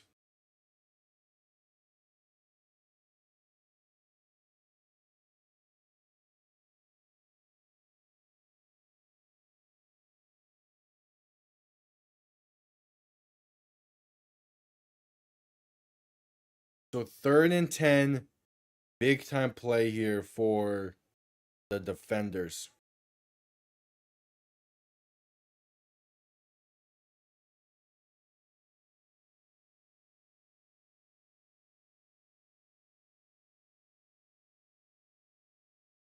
We shall see. Solid attendance numbers today.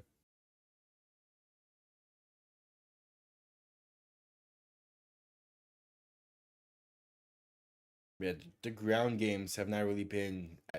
The ground games haven't been active at all for these two teams. In shotgun, a back to each side from Mike DeLeo. As he will look to throw. Has time. Pass in. End zone and incomplete.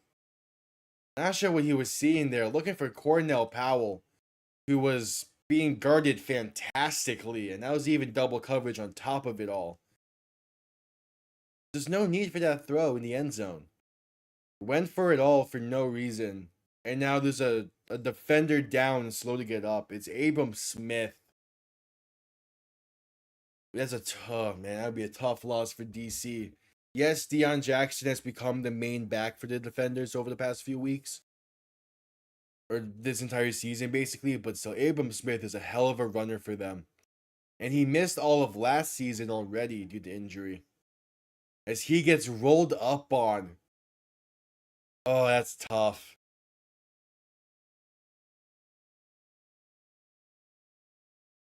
That's tough. He got rolled up on. But again, I don't get that sequence there for DC. You run 3 straight pass plays after having a successful drive, in part because of the ground game a little bit, as we're heading to a commercial break. Like, you run 3 straight pass plays, 2 of them towards the end zone? I just don't get it. I do not get that play sequencing. I would have liked to see them run the ball a bit. But I guess not.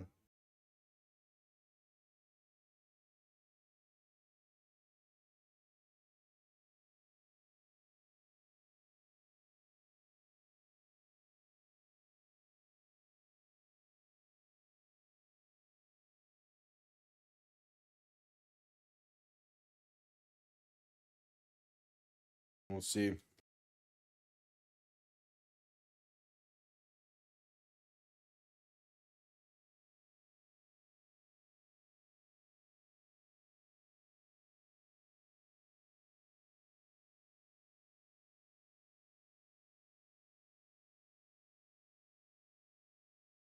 We will see. We're at a commercial break due to the injury timeout after Abram Smith went down.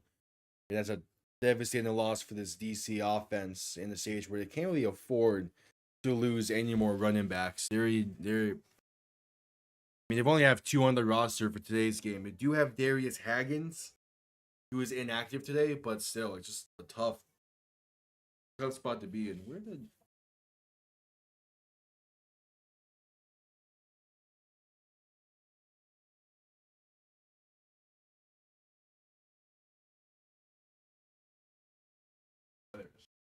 All right, we're at commercial break still though.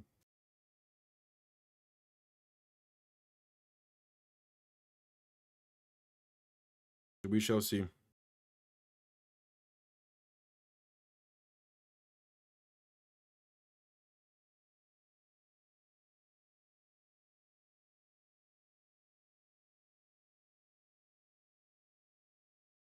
All right, just coming back from commercial break.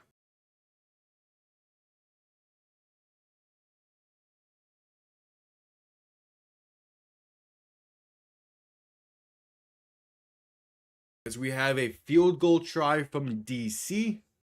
Matt McCrane on for the 43-yard kick from the right hash to try and make this a 5-point game with about 4.5 to go in this third quarter. I say that when it's 4:45 to play. McCrane, the kick is up, and it is no good. Missed it just barely to the left.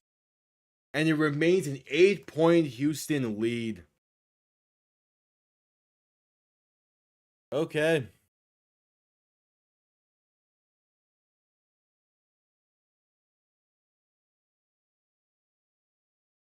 That's uncharacteristic of McCrane. He's typically really reliable. But just ever so slightly missed that one.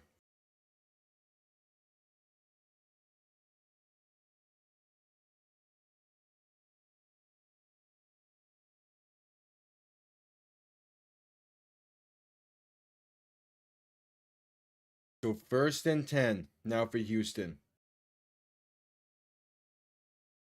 McClellan in shotgun, back to his left, looking to throw. Pass right side, has a man that's wide open, caught. First down and more. Pass midfield, cutting inside. The 35, the 30, 25, and brought down near the 20. Justin Hall on a slot wheel route goes damn near the distance. Beautiful play call there. That's a beautiful play call. And then Justin Hall does the rest. Placed perfectly by McClellan. Getting the ball into your playmakers in space. All you have to do, and Houston did it perfectly on that play. McClellan in shotgun, back behind him. 2 receiving options to each side. Play action pass over the middle, tipped and incomplete. Tipped at the line, was looking for Cyril Grayson, who has been pretty silent this season. Yeah, Cyril Grayson, who had a big impact last year for Houston, has been pretty silent this year, though. As it's now 2nd down. That's a great play by DC, though. Tipped at the line by Shane Simon. So McClellan in shotgun, back behind him. 2 receiving options to each side. Going to hand this off up the middle, and there's room. 1st down and more, inside the 10, the 5, and down to the 3 for Lorenzo Lingard, who, came so close to getting that touchdown. 3 minutes to play in the quarter. What a run, though, from Lorenzo Lingard. Great blocking up front. Hits that hole perfectly. And that's a touchdown saving tackle there. I want to say Kelvin Joseph. No, it was DeAndre Baker with a touchdown saving tackle there. This guy who won DC the game last week on an interception on the final play. Handoff up the middle, and now Lingard gets in. Touchdown, Houston. They're going to begin to run away with this game. Up by 14. With 2.5 to play in the third quarter.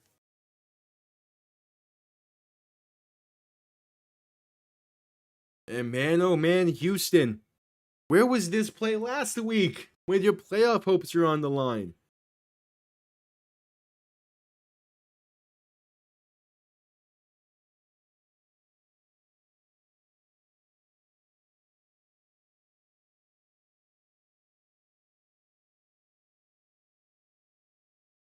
The 1-point try from the 2. McClellan in shotgun, back to his left. 3 receivers to the right looking to throw.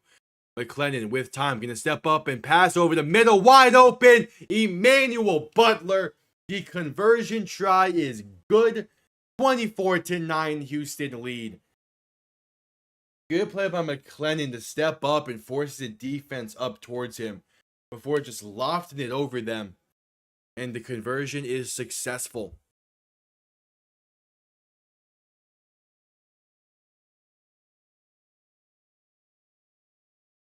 So 2:35 to play. We are heading to a commercial break, and I will quickly be right back.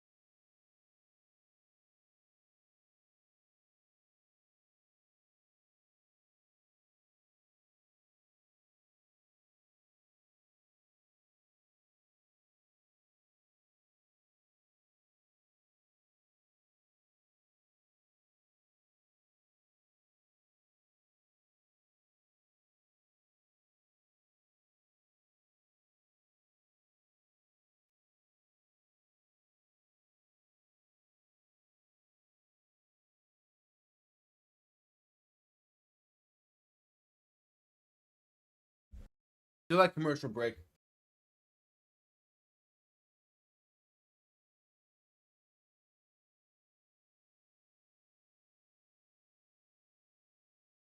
We're still at a commercial break.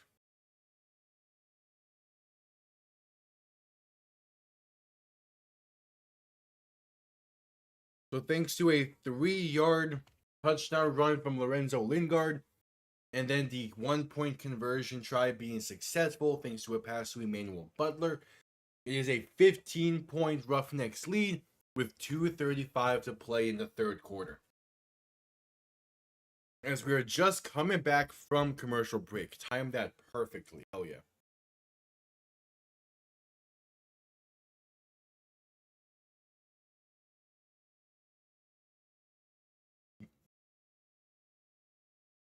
It has been a great game so far. A good upset as well. I do feel like if this game had more stakes to it and Tiami was playing the full game, it would be a different story. As that's 22 unanswered. 22 unanswered by Houston right now.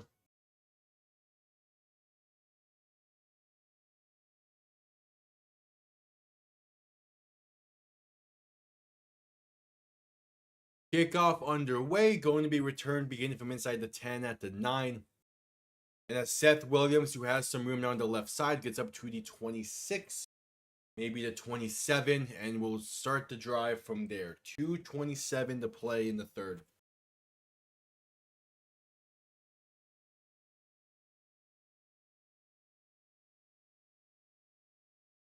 I know Edmonton won by 5+. They won 6-1.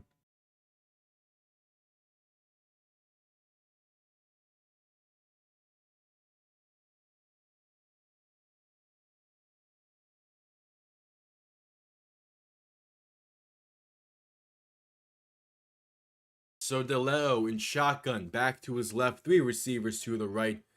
Going to look to throw. Has time, pass over the middle is caught for a gain of 9 to Cornell Powell.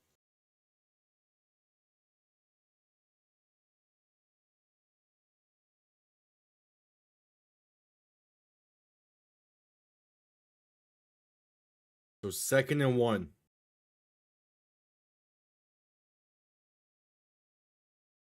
Clock continues to tick. We're at 2 minutes to play. And it's taking a while to break the huddle here. They break it with 10 seconds to play in the play clock. In shotgun, back to his left. Receiver sent in motion right to left. As they get the snap off in time. Play action looking to throw. Pass over the middle is caught by Cornell Powell. Pass the 45 to the 47 and a first down, pending the penalty that's on the play here. We'll see what this is and who it's against. Going to be an illegal shift on DC. So a 2nd and 6 coming up.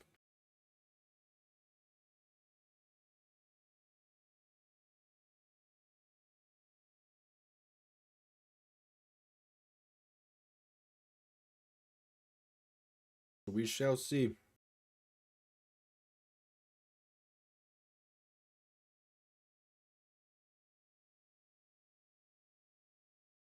So 2nd and 6, ball now on the 31-yard line. DeLeo in shotgun, back to his left. 3 receivers to the left as well.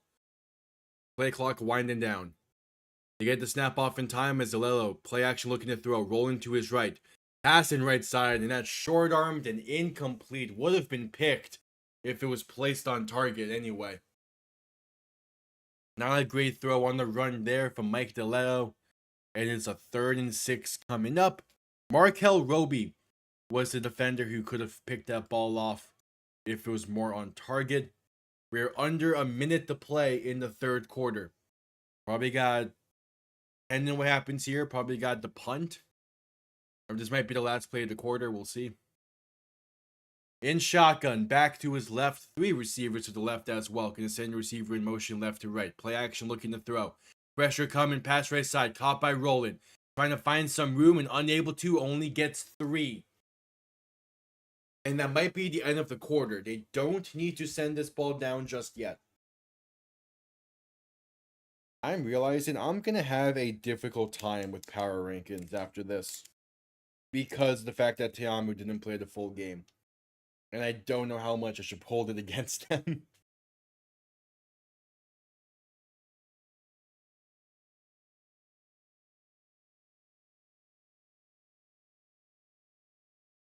As yep, that's the end of the third quarter. 15 minutes remain. It's a 15-point Houston lead in this end cap of week 9 of the UFL season. We head to a commercial break.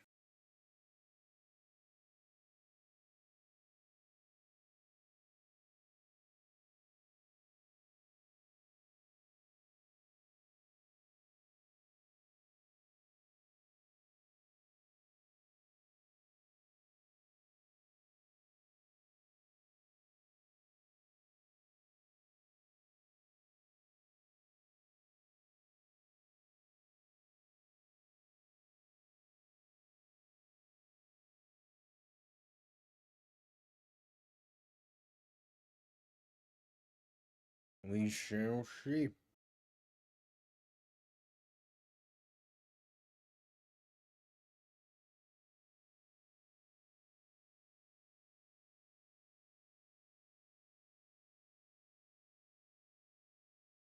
There's a commercial break for the end of the third quarter. 15 minutes to play. Since we're at the end of the quarter, I will just quickly say if you are new, subscribe. It will be greatly, greatly appreciated. And leave a like while you're at it as well. Trying to get to 500 by the end of the year. That is the goal. We're going to be doing the same coverage here that we do for the NFL. We're going to do the same thing for the NFL as we've been doing all year for the UFL. As soon as the UFL season ends, we begin the off-season coverage of the NFL, as well as a bunch of other video essays that I do and research videos that I do. It's a lot of fun. Stick around. And yeah, stick around. By this time last year, we had a trailer to go over for the new college football game that we did at halftime of one of the games. As of right now, we are yet to have one of those. If we do, we're good. If we do, we're gonna spend a halftime discussing it. Whenever that will be, they keep saying by the end of May, so maybe next week. We shall see. But yeah, playoffs begin in 2 weeks for the UFL, June 8th. There's 2 games, one at 3 p.m. EST, one at 6 p.m. EST. I believe it's a case where the USFL Conference Championship is first and the XFL Conference Championship. And then June 14th is the UFL Championship game. And that game should be electric, assuming St. Louis makes it. But it should be a fantastic game. Let's say assuming St. Louis makes it, because it's going to be in St. Louis. So if it's DC making it, the fans are not going to show out to the way that otherwise would. But we'll see. There's still a whole other week of games to call. So I also realized that we have hit 420 subscribers, so I appreciate it. The goal is to get 500 ideally by the start of the NFL season. That would be perfect, but at the end of the year as well is just fine. Like, we do the same play-by-plays for the NFL, every single Dolphin game. I should be able to do every single primetime game this year. Wasn't able to do it last year. Should be able to do it this year. And then a bunch of games sprinkled in between. Probably end up doing like 3 or 4 international games, because Miami counts as one of them. But we'll see. So yeah, DC on 4th and 3 are going to send this one down. And a punt comes off clean, going to bounce inside the 20 and be down inside the 15, down at the 14. So a great punt there by Paxton Brooks. We'll see what this Houston offense can do. And yeah, this DC defense just hasn't been playing great this year. At least to the same extent as it kind of feels like they have. I mean, the big thing is, with how this DCST has played this year, is they've just been playing some really good offenses. They've struggled against Arlington. They gave up 30 plus to them twice.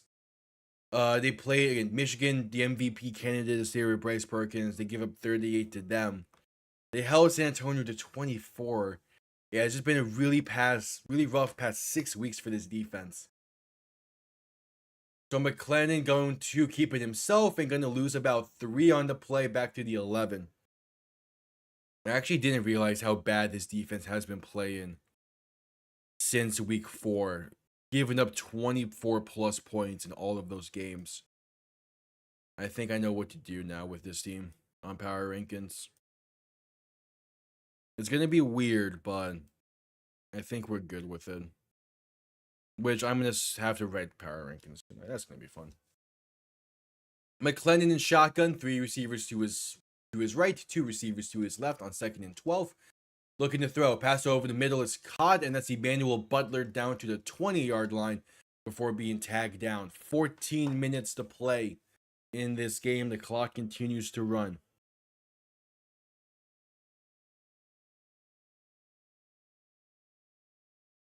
Third and 4 coming up.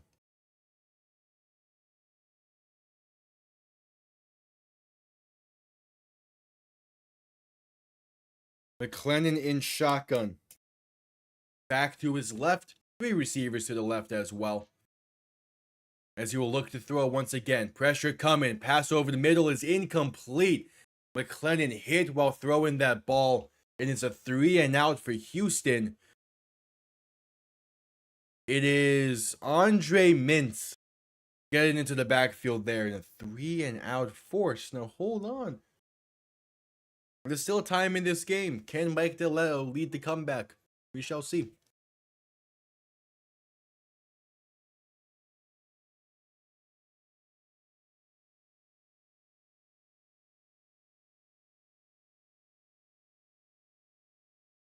Now Houston's set to send this one down. Hunt comes off clean, going to bounce inside the 35 and muffed. And DC, now there's still a pile going for this one. I think DC recovers, and they do. Jaden Mickens couldn't hang on to the bounces, and nearly a massive turnover by Houston.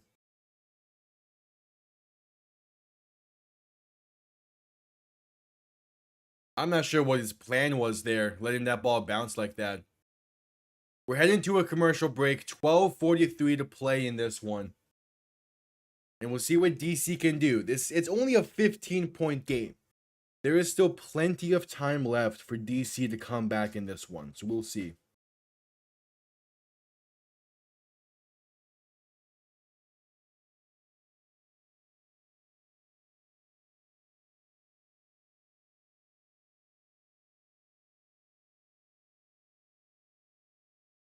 We shall see.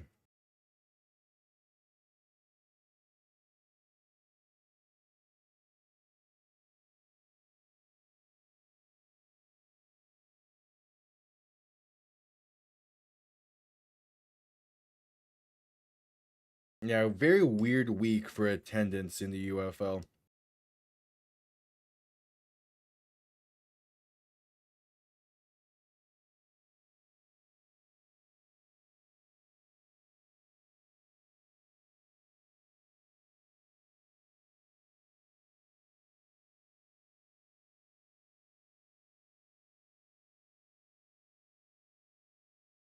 As we're at commercial break after the 3 and out by Houston's offense.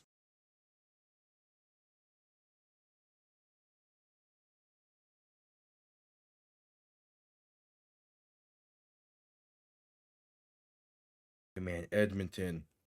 If Edmonton wins this series in 5, I don't know.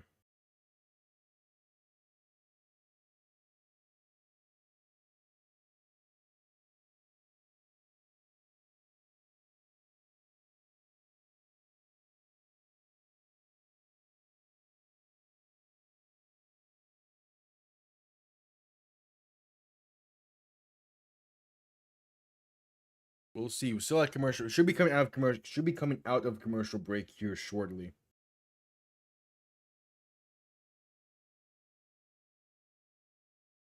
And yep, there we go. Bryce Perkins being highlighted now on the broadcast.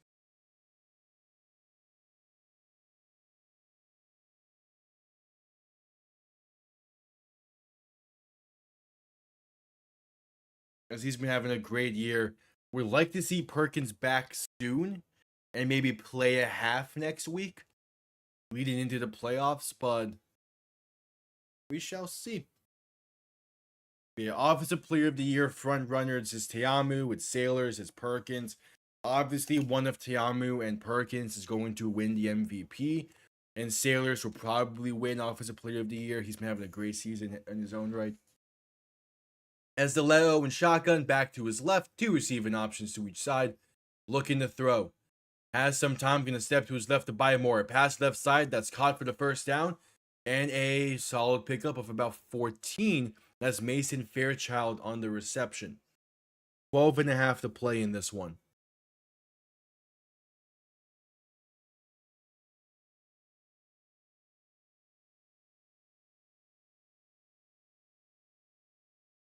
So DeLeo and shotgun back to his right, going to hand this off up the middle. And that is Deion Jackson fighting his way. Kyle being pushed, still going. And down, maybe gains 9 on that play. Depends when they say forward progress was stopped. I think it's going to be at least a gain of 5. We'll see when they say his forward progress was stopped. Yeah, they're going to say gain of 8. It's 2nd and 2.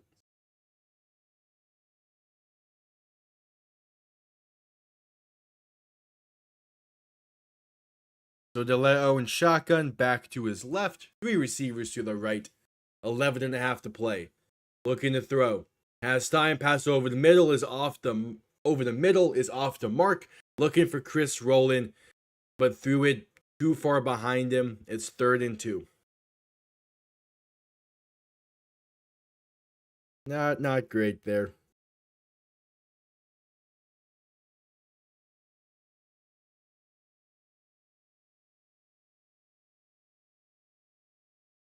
DeLeo and shotgun back to his right. 2 receivers to each side. Ball on the plus 48-yard line. Looking to throw past left side. Going to be caught by Williams, but it's for no gain on the play. That's not the correct read there. You throw the slot fade on that play.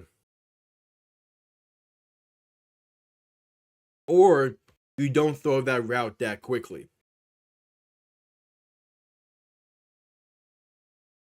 This is 4th and 3.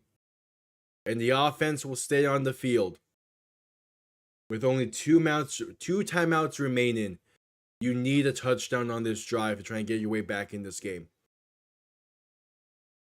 And now there's a stoppage before the snap. Is that the 2nd timeout called for DC? No, Houston will call their first timeout. Okay. Interesting. 10:26 to play in the game.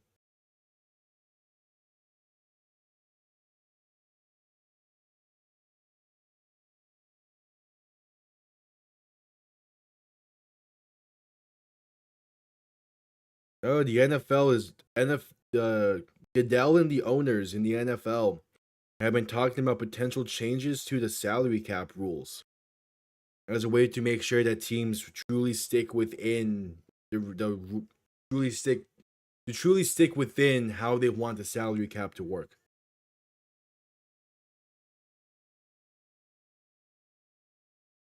All right, it's 4th and 3 still for DC.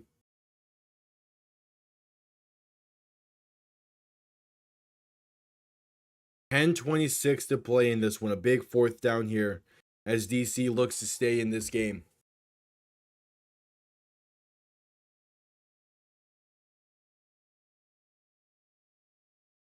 Just now breaking the huddle. DeLeo and shotgun back to his right.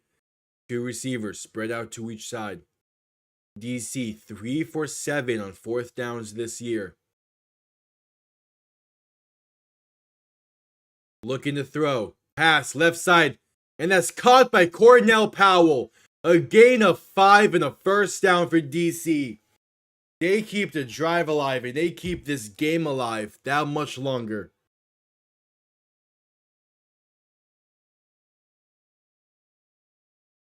Going hurry up. Shotgun back to his right. Going to keeping himself up the middle. Gets to the 40-yard line before being brought down. A gain of 2. Under 10 minutes to play now in this one.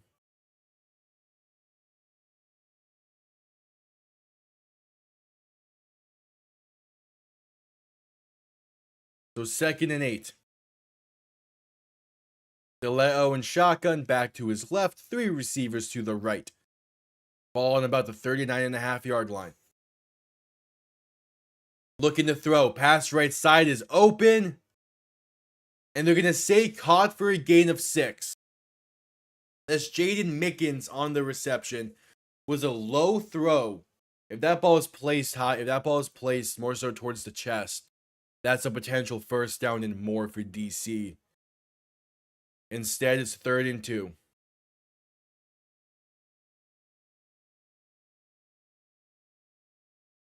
They're showing that 4th down conversion once again. And yeah, I think, Powell, that ball does not touch the ground. Powell's fine with that one. I'm more curious about this 2nd down play. If that touched the ground, that was a really low throw.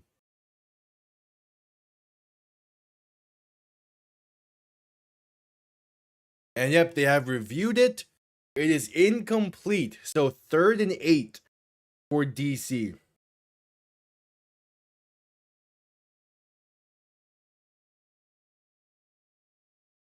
Third and 8.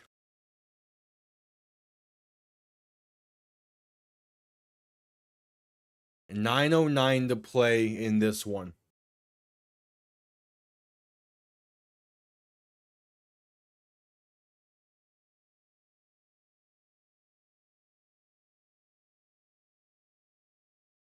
DeLeo in shotgun. Back to his right. 3 receivers to the right as well. Need to get at least 5 on this play, I would say. DeLeo to throw. Has time. Pass right side is caught. And that's going to be Javon Antonio, who fumbles again. And picked up by Houston. Javon Antonio, that's his 2nd of the game. And Houston recovers. Once again, fighting for extra yards. And the ball gets forced loose.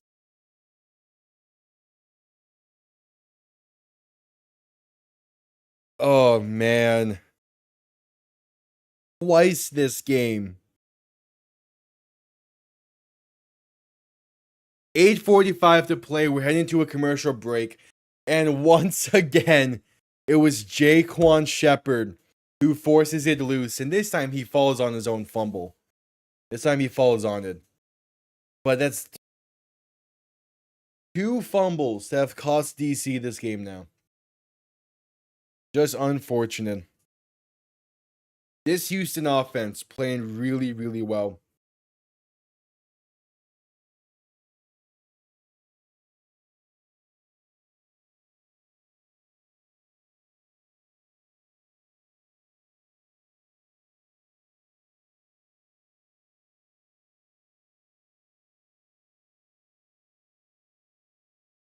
Just, man.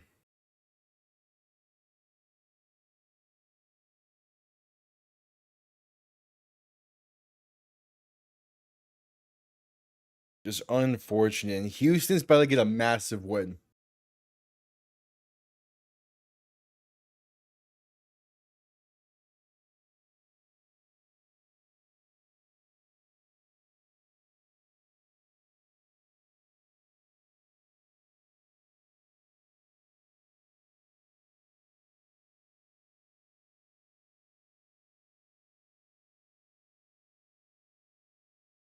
Javon Antonio is having a day to forget. It's just a day to forget for him. Similar to Dmitry Orlov last night against the Panthers. Just a game to forget. Damn.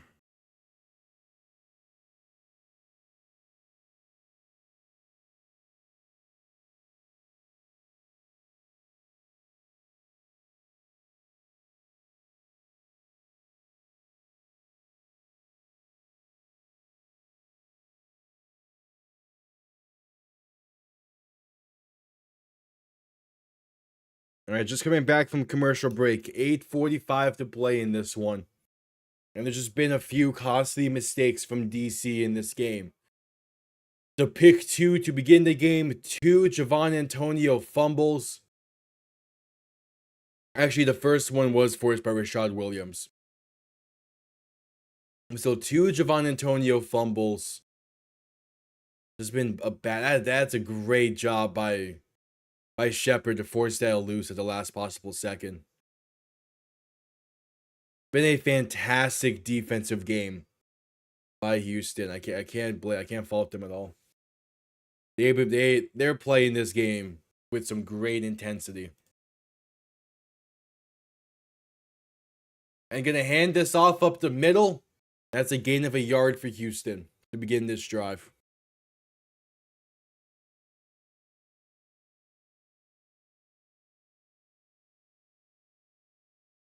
This is a big time win for them.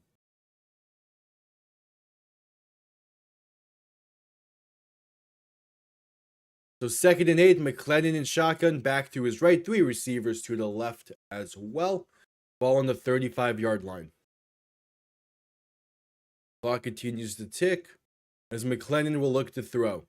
Has time, pass over the middle. That's caught for a gain of 3, maybe 4 from Lorenzo Lingard. Under 8 minutes to play now.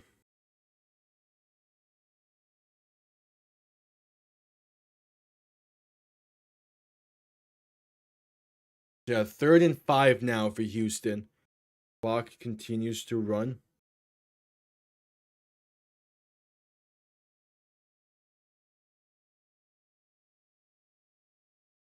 McClellan in shotgun back to his right, 3 receivers to the left.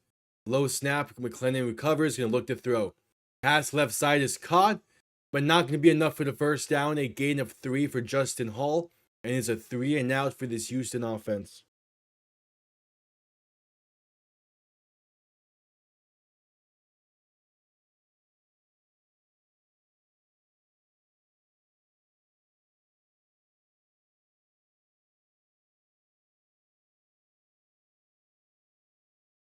Yeah, that low snap. Good job on McClellan to recover, but just couldn't do much with it afterwards.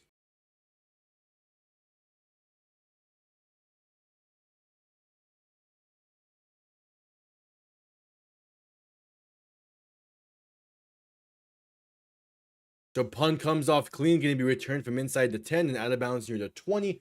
There is a penalty marker down on the play. We'll see what this is. As there's 6:44 to play in this game. It's illegal formation on Houston, and they're going to tack on this to the end of the return. First down DC, and we're heading to a commercial break with 6:44 to play in this one.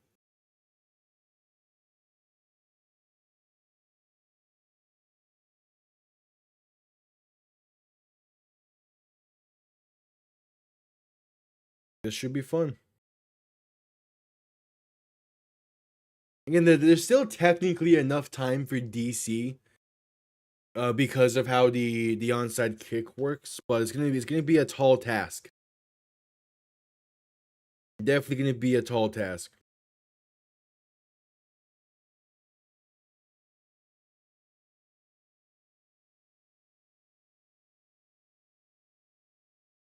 We shall see.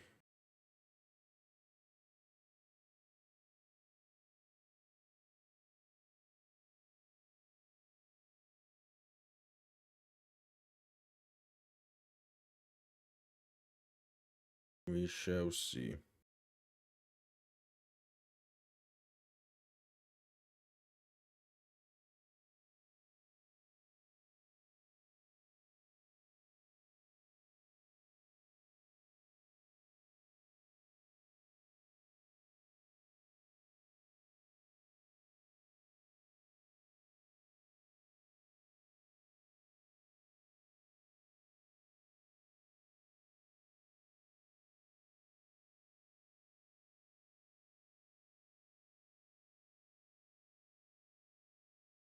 All right, commercial break still as we await DC's next drive in this one.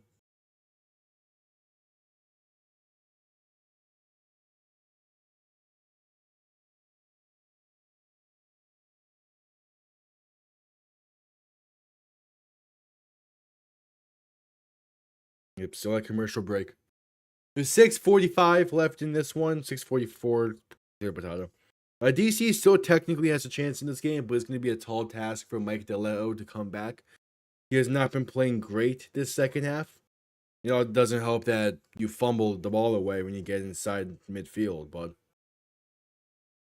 all right, just coming back from commercial break. Ball will be on the 24-yard line of DC. As we shall see what the offense can do here. Again, Teamu, he's healthy. He's just being rested for next week's game against St. Louis, which is going to be a fantastic game, as well as being rested for the playoffs. As DC clinched a spot last week with their win over Arlington. As DeLeo and shotgun back to his left, 3 receivers to the right. Gonna send one of them in motion, play action, looking to throw.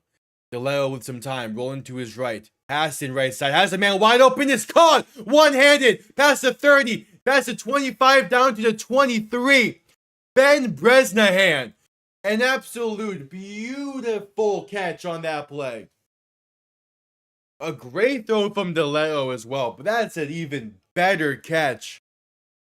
One-handed. Holy, Ben Bresnahan. Do it yourself there.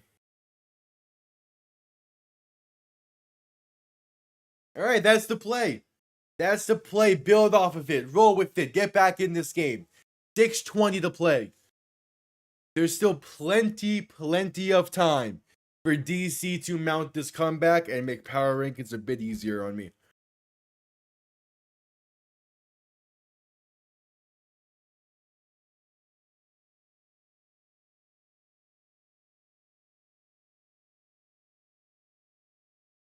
It's 1st and 10 for DC.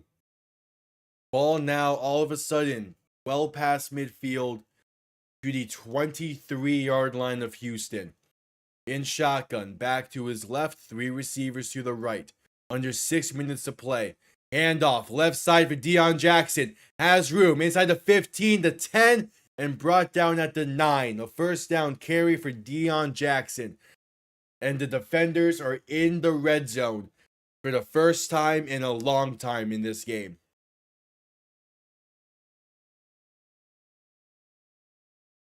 .535 to play. 1st and goal for the defenders. We're going to save ball on about the 9.5-yard line.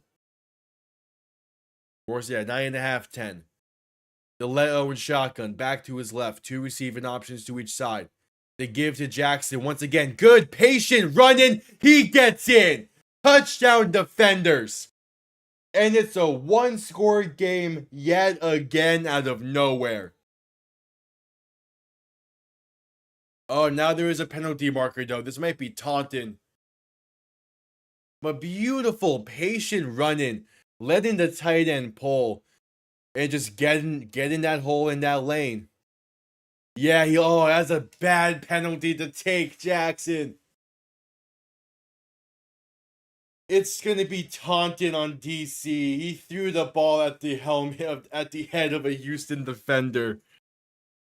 That's such a bad penalty to take, man. Now you just have to go for the 1-point try. It's going to be the same distance as the 3-point would. That's such a bad penalty to take in this moment. There's no need for that, man. There's no need.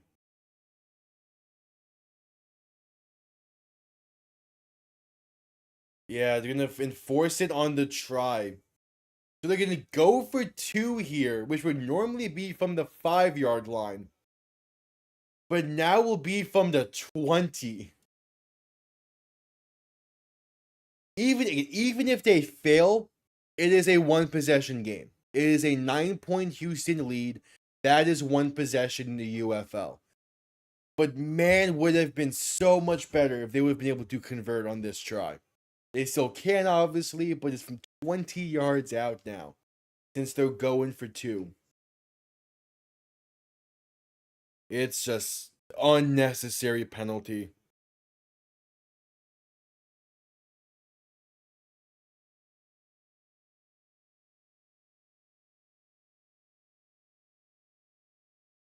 Just bad.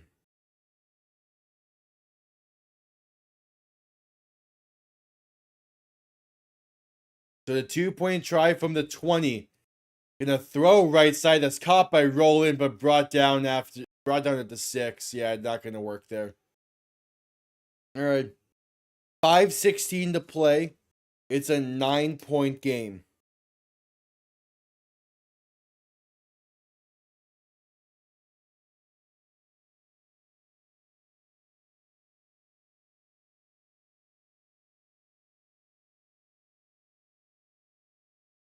Man, oh man.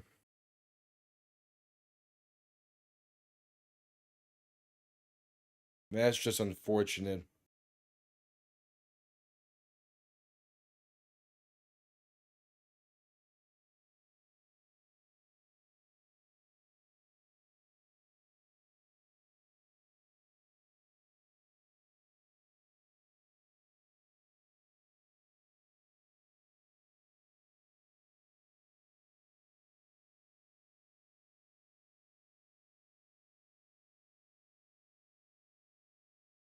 $5.60 to play. They're gonna send it down. No onside kick try just yet. Gonna hope the defense can make a stand here. They took a second there to get the kickoff set up.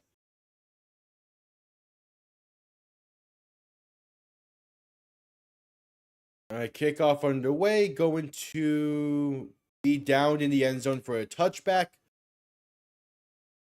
We'll begin from the 35.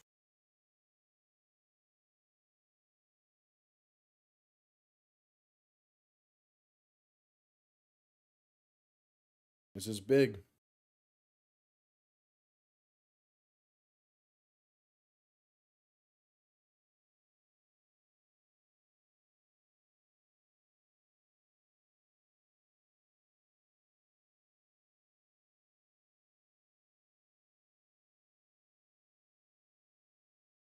We shall see. What can Houston do here?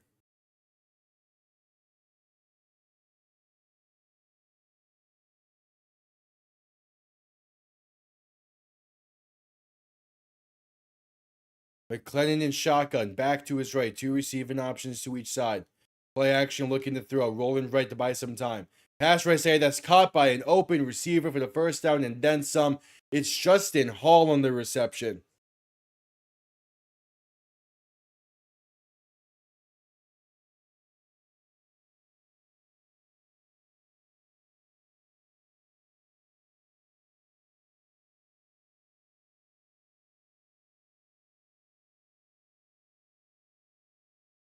McClellan in shotgun back to his right. 3 receivers to the left. Can send one of them in motion.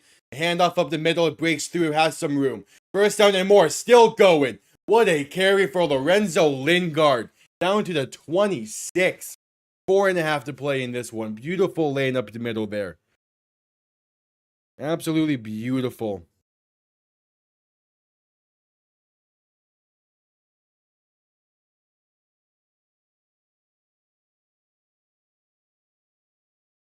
All right, what do we got here? Houston, man. Houston, their offense just knows how to turn it on in this game. 32-yard line.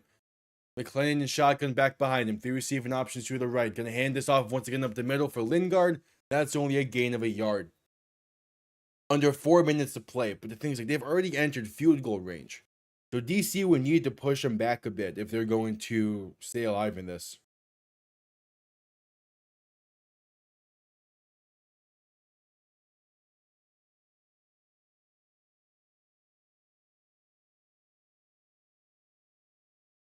So a 2nd and 9 coming up. And yeah, this has been a very tough past 6 games for DC's defense.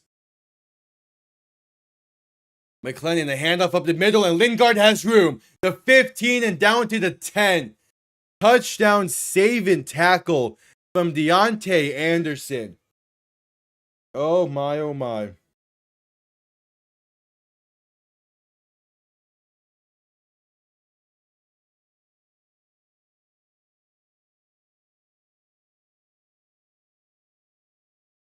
This Houston team, man.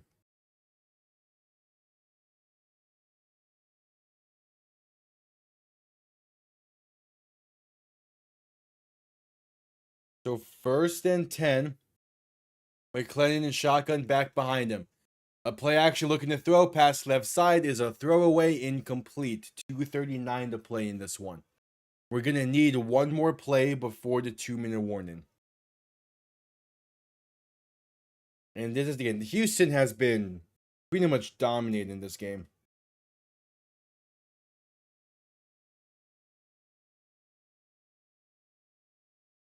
So I just saw a stat that isn't the greatest for the Panthers. 35% of the time, the Stanley Cup winner has played fewer conference finals games than their opponent. That's not great. McClendon gonna pass left side. That's incomplete once again. Basically a throwaway for Justin Hall, or towards Justin Hall, as pressure was there quick. And that will bring us to the 2-minute warning. As the clock continues to tick, 2 minutes to play in this one. Houston up by 9 with ball well into the red zone, looking to extend this lead. 2 minutes to play. I will quickly be right back.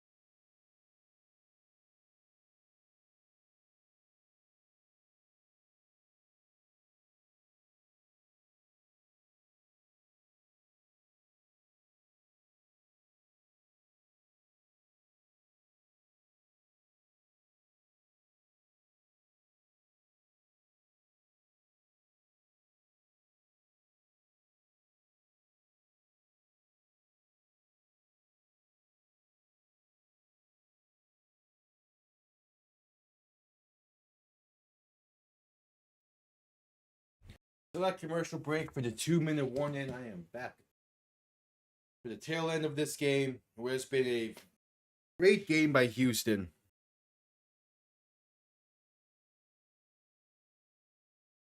And a really solid game for Houston here.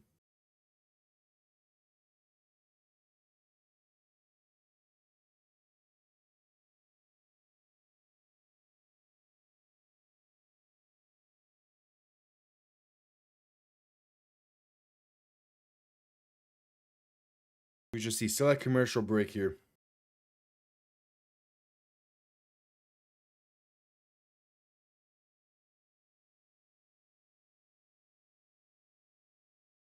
It was just okay. Just coming back from the commercial break, and again, one thing.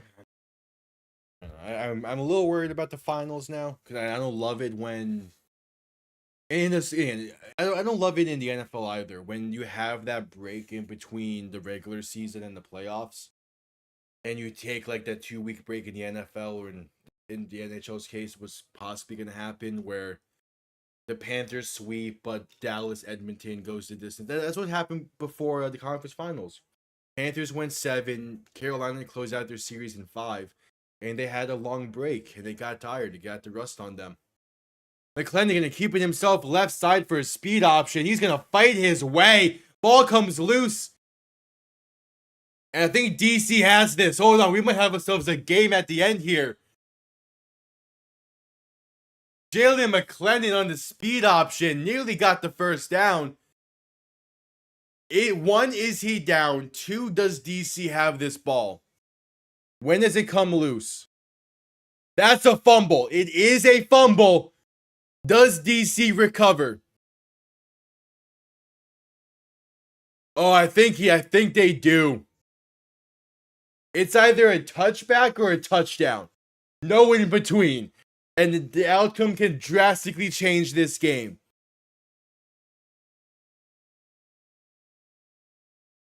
Running a speed option there. Yeah, I think this is going to be DC ball. Damn kid with a game-changing play. Yeah, I think this will be DC ball. That's, yeah. 9-point game, which is one possession in the UFL. And it is DC ball with a minute 50 to play. Game on the line here. Damn kid just saved the game for DC, who now need to go 80 yards and convert the 3-point try to send the game to overtime. DeLello in shotgun, pass left side is caught and out of bounds. A gain of 8 for Jaden Mickens. Clock stops, 1:45 to play. Hey, if Houston's gonna give you those 8-yard bursts like that, take them. Just keep taking them if they're gonna give them to you. You need to get down the field at this point. In shotgun, back to his right, 2 receivers to each side for Mike DeLeo. Will look to throw. Has time, pass right side. It's incomplete. Seth Williams couldn't hang on, and it's 3rd and 2.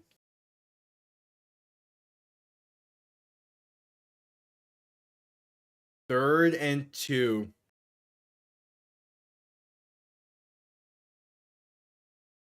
Man, oh man.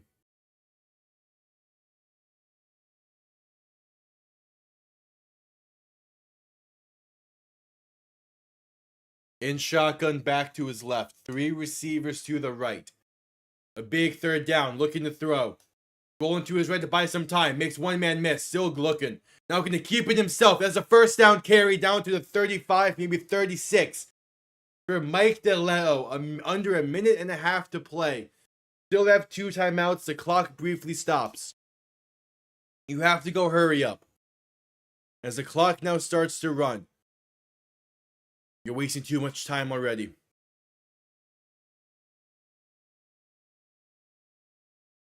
A minute 15 now. DeLeo in shotgun, back to his left. 2 receivers to each side. Looking to throw, pressure coming. Pass over the middle, it's caught. 1st down, down to midfield. Good play there for DC. They're going hurry up. Say number 18 caught that?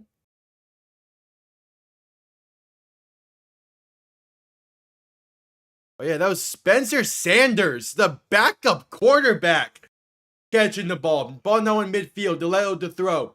Has time. Pass roll right side is caught. Chris Rowland makes 2-man miss. Makes a 3rd. Still going. Past the 30 and out of bounds at the 28. 47 seconds. Can we real quick? Now that the clock is fully stopped. Why is the 3rd string quarterback in the game at receiver for DC? What? He's lined up in the slot. What are we doing here? It worked, but what?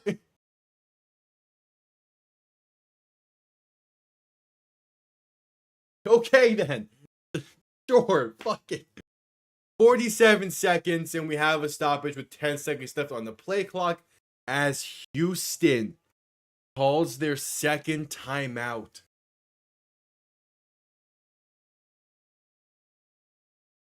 Why is the 3rd string quarterback lined up in the slot? It worked, but why? Like, what? That's crazy. Again, we're only in this spot because of a forced fumble on the goal line. Oh, that's okay. I just saw why it's Spencer Sanders is in the game right now. Because Javon Antonio was fumbled on both the balls passed his way.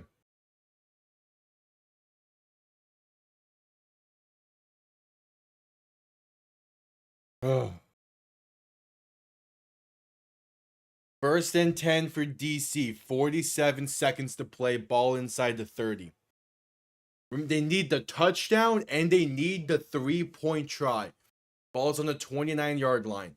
Shotgun, back to his right, 3 receivers to the left. DeLeo to throw. Has some time. Pass left side is incomplete. Looking for Cornell Powell. Pass was behind Leon O'Neal in coverage. 42 seconds to play now. This has been a fantastic week of the UFL. Yes, the St. Louis-San Antonio game wasn't the greatest. But yesterday, Michigan-Birmingham came down to the final 6 seconds. This game coming down to the final 40 seconds. DeLeo and shotgun back to his left. 3 receivers to the left as well. Will drop back and look to throw. Pass left side, caught by Abram Smith. Has room, fighting his way. First down reception after bulldozing 2 Roughnecks. Inside the 20 to the 16. Massive play. Stops the clock briefly. 33 seconds to play. Now clock starts to run. Under center is DeLeo. And he's going to spike it with 27 seconds. They still have 2 timeouts.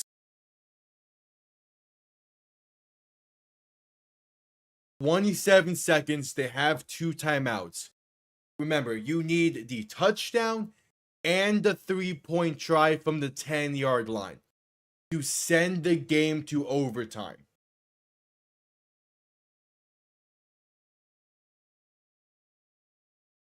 Ball is on the 16-yard line. DeLeo and shotgun back to his left. 3 receivers to the right. DeLeo to throw. Pressure coming. Pass over the middle, incomplete.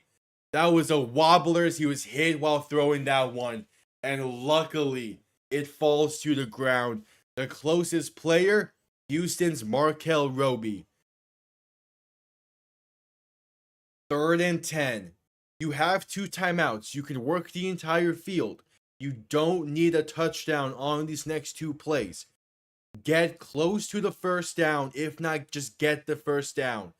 And give yourself a fresh set of downs.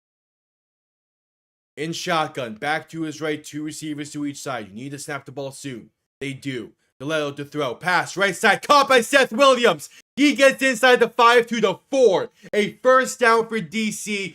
17 seconds. Hurrying up. I would rather just call timeout. Instead of spiking, I would just call timeout or run the play. Shotgun, back to his left. 2 receivers to each side. Hand off to Smith up the middle. And will be stuffed for a loss of 2. And timeout called with 9 seconds. What the fuck are we doing? Why are you running the ball? 2nd and goal from the 5 coming up. 9 seconds to play.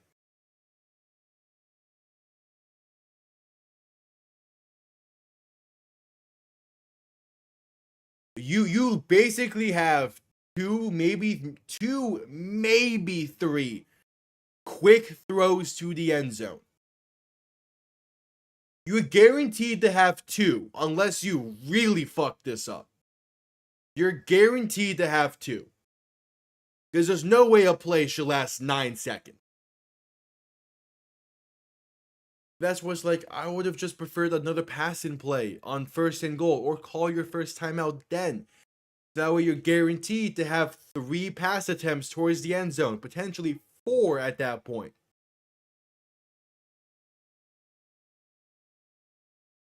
Instead, it's 2nd and goal from the 5. You had to burn a timeout, and you wasted like 3 to 4 extra seconds. DeLeo and shotgun, back to his right. 2 receivers to each side. 5 yards out. Looking to throw. Pass. End zone. Man, incomplete. Overthrown forces him to catch it out of bounds. Jaden Mickens was wide open, but put too much into it. There's only 4 seconds left. There's 1 more play. You don't have enough time to run 1 more now.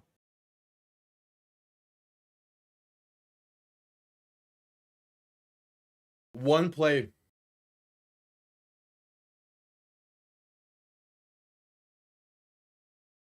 DC calls their final timeout. 4 seconds remain. Ball on the 5-yard line. 3rd and goal. You need the touchdown. You need the 3-point conversion to send this game to overtime. You cannot run 1 more play after this. There's now 5 seconds. Okay, maybe now, with 5 seconds, maybe you can run 2 plays if this 3rd down play is quick enough. Maybe. but still you have to have the mindset of one play. You still want the ball to get out quick, but it's one play. 5 seconds, 5 yards out, 3rd and goal, game on the line. They need 2 game on the line plays here. You convert here, you get the end zone, then you still need a 3-point try, which DC is 1 for 1 on 3-point tries this season, but it's going to be tough. And this is where the unnecessary penalty before the previous conversion attempt. DeLeo and shotgun back to his right, and we have Houston calling their final timeout now. This is where Deion Jackson messed up this game, because by taking the Taunton penalty after you score and force yourself to do a 2-point try from 20 yards out, which you were inevitably going to fail, instead of this being potentially a 6-point game or a 7-point game or potentially an 8-point game if you decided to go for 1. This game could easily be going to overtime right now, because a touchdown in a 1-point try is a hell of a lot easier than a touchdown in a 3-point try, or a touchdown. Hell, even a touchdown in a 2-point try from the 5 would have been just fine. Instead, you need the 3-point try, which is tough. It is 3rd and goal, 5 seconds to play. DeLeo and shotgun back to his right, 2 receiving options to each side. Game on the line. Receiver sent in short motion right to left. DeLeo to throw. Pass. And it's a wide open Cornell Powell. The defenders are a 3-point try away from tying this game with 3 seconds to play. It is 21-24. 3 seconds remain.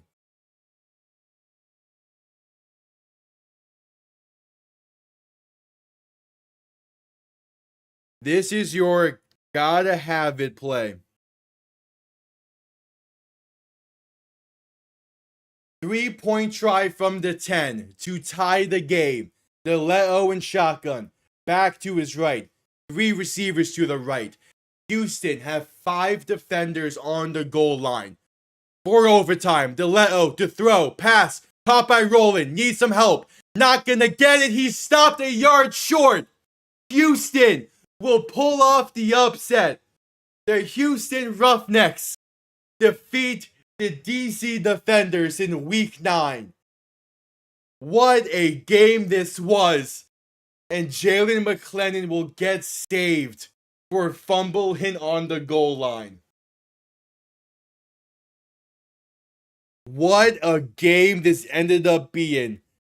And even though the Defenders lost, I will say it does make power rankings a whole lot easier that they played this well in the back half of it. I do not get that play call. You throw it short, hoping for the blockers when you just don't get any. I would have much preferred that pass to be towards the end zone. Would have much preferred that. He stopped a yard short. Flashbacks to Super Bowl, what would that have been? 38? With the Titans and the Rams, where the Titans were stopped a yard short in the waning seconds. Same thing happens to DC. What Super Bowl was this? 34. I was close.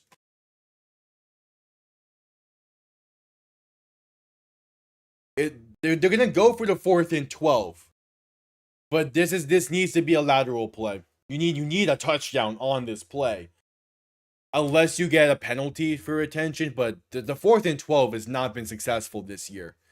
It's 1 for 5. There's been 3 retentions. 2 have been because of a penalty. But besides that, it's 1 for 5. There's no penalty that will get you into Hail Mary range here, really.